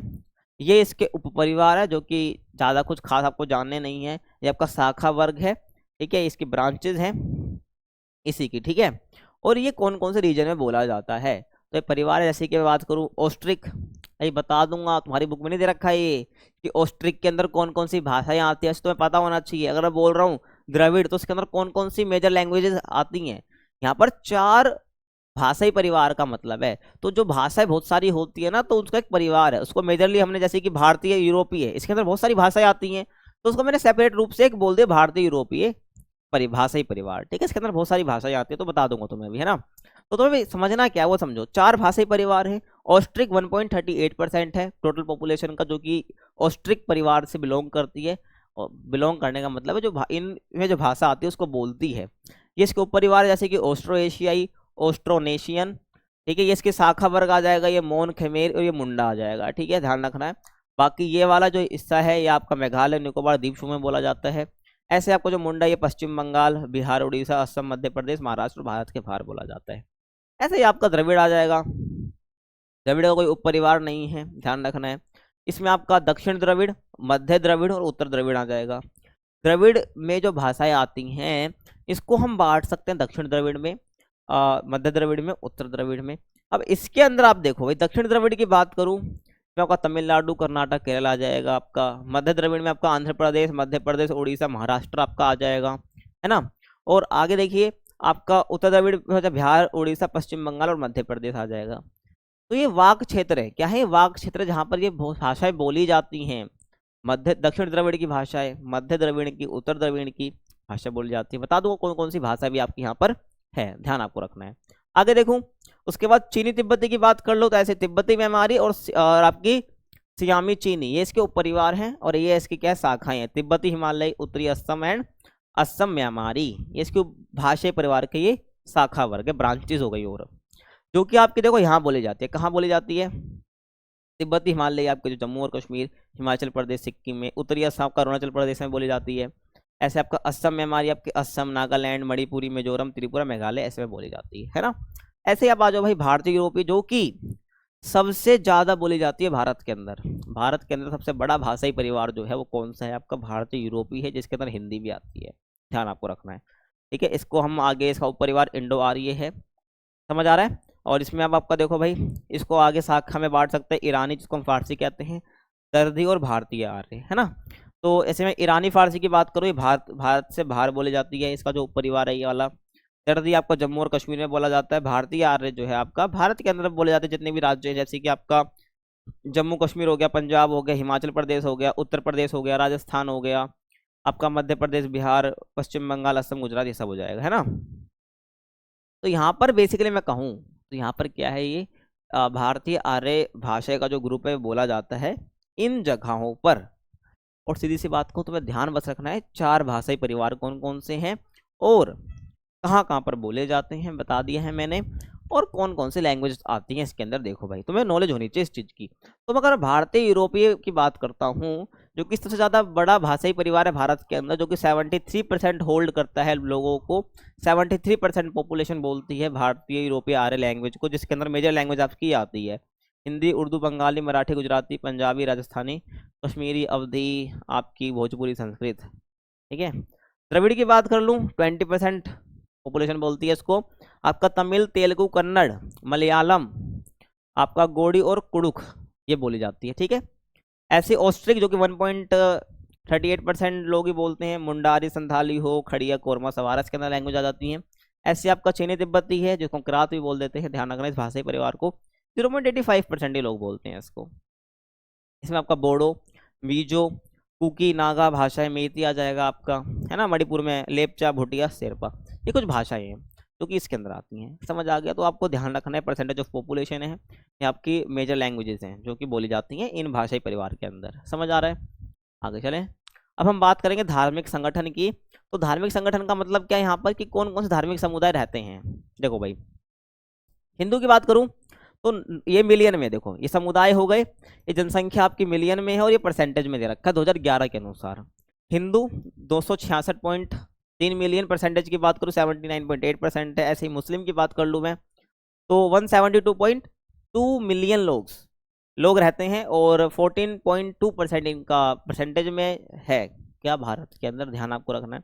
ऐसे ईसाई की बात कर लूँ तो 27.8% लोग हैं, ध्यान रखना है, मिलियन में, परसेंट नहीं मिलियन, परसेंटेज ये है, मिलियन है भाई। ये 27.8 मिलियन लोग रहते हैं किसके, आपके ईसाई समुदाय के हैं। 2.3% इनका पॉपुलेशन है। अगर मैं 100% टोटल पॉपुलेशन मान रहा हूँ तो 100 में से 79.8 इनका, 14.2 इनका और 2.3% इनका ईसाइयों का है। ऐसे सिख की बात कर लूँ तो सिख में आपका 20.8 मिलियन लोग सिख रहते हैं और आपका 1.7% इनका हिस्सा आता है टोटल 100% में से जो कि है। बौद्ध की बात करूँ 8.4 मिलियन, 0.7%। ऐसे ही जैन का आप देखो 4 पॉइंट है और ऐसे इनका 0.4, ऐसे आप बाकी सबके देख सकते हो, ठीक है। आगे चलते हैं, देखिए अगर मैं बात करूँ हिंदू जो है, हिंदू धार्मिक समुदाय लगभग आपको पूरे देश में देखने को मिल जाएगा, भारत के संपूर्ण देश में लगभग आपको देखने को मिल जाता है। ऐसे मुस्लिम की बात करूँ आपको जम्मू कश्मीर में देखने को मिलेगा मेजरली, पश्चिम बंगाल में आपको देखने को मिल जाएगा, दिल्ली में भी देखने को मिल जाएगा, लक्षद्वीप एंड केरल में देखने को आपको मिल जाएंगे, ठीक है। ऐसे ईसाई की बात कर लो ग्रामीण क्षेत्रों में, गोवा, केरल, मेघालय, मिजोरम एंड नागालैंड, यहाँ पर आपको देखने को मिल जाएंगी ईसाई जनसंख्या, ईसाई पॉपुलेशन। ऐसे सिख की बात कर लूँ भाई, पंजाब में तो 100% मिलेगा ही मिलेगा, है ना। हरियाणा और दिल्ली, ये कुछ स्टेट्स हैं। देन बौद्ध की बात करूँ, महाराष्ट्र में सिक्किम, अरुणाचल प्रदेश, लद्दाख, त्रिपुरा, हिमालय, हिमाचल, ठीक है, हिमालय नहीं, हिमाचल में देखने को मिल जाएगा। और ऐसे ही आपका जैन धर्म का महाराष्ट्र, गुजरात एंड राजस्थान, ये कुछ स्टेट है जहां पर क्या है, इस समुदाय के लोग आपको देखने को मिल जाएंगे। भाई एमसीक्यूज में आ सकता है, तो पता तुम्हें होना चाहिए कि कौन सी पॉपुलेशन, कौन सा धार्मिक समुदाय हमें कहाँ देखने को मिलेगा, पहले ही बता रहा हूँ, ठीक है। अगर भाई देखो ज्योग्राफी में 100 या 95 भी चाहिए होता है तुम्हें, तो भाई पढ़ना पड़ेगा, हवाबाजी से नंबर नहीं आते, ध्यान रखना है। समझ आ रहा है तुम्हें।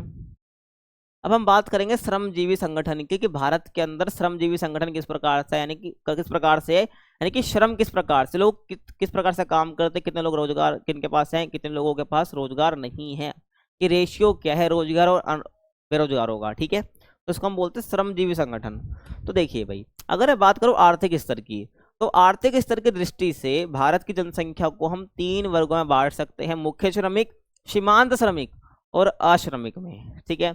अगर मुख्य श्रमिक की बात करूं, तो मुख्य श्रमिक वो होते हैं जो लगभग 1 साल के अंदर 183 दिन तक काम करते हैं, जिनको 183 दिन तक काम मिल रखा होता है। तो 365 दिन होते हैं लगभग, आपको पता है, अगर लीप वर्ष नहीं है तो 365 में से इनको 183 दिन अगर वो काम करते हैं तो मुख्य श्रमिक में आएंगे। ऐसे सीमांत श्रमिक की बात करूं, तो सीमांत श्रमिक में वो आएंगे जो 183 दिन से कम काम कर रहे हैं, जिनको 183 दिन से कम काम मिलता हो, तो एक वर्ष में 183 दिन से कम काम करता हो, उसको हम क्या बोलते हैं, सीमांत श्रमिक बोलते हैं। और अश्रमिक उसको बोलते हैं जो कुछ श्रम कर ही नहीं रहा हो, ठीक है, यानी कि बेरोजगार बैठा हो, तो वह अश्रमिक हो जाएगा, जिसको कोई काम धंधा नहीं मिल रहा है। तो ये 3 वर्गों में हम बांटते हैं श्रमिकों के श्रम के हिसाब से, ध्यान रखना है आर्थिक स्तर की दृष्टि से। समझ आ गया। अब ना भारत में श्रमिकों की भागीदारी की बात करते हैं, किसका पॉपुलेशन ज्यादा है, श्रम वालों का जो रोजगार है जिनके पास और जिनके पास नहीं है, किसका रेशियो ज्यादा है परसेंटेज के मामले में। देखो भाई 2011 के अनुसार श्रमिकों का अनुपात की बात करता हूं तो 39.8%, क्या श्रमिकों का अनुपात जो श्रम कर रहे हैं, काम धंधा कर रहे हैं, 39.8%, जिसमें आपका मुख्य और सीमांत दोनों शामिल हैं, मुख्य श्रमिक में और सीमांत श्रमिक दोनों आ जाते हैं। तो भाई बाकी कहाँ गया, आपका अश्रमिक बच गए।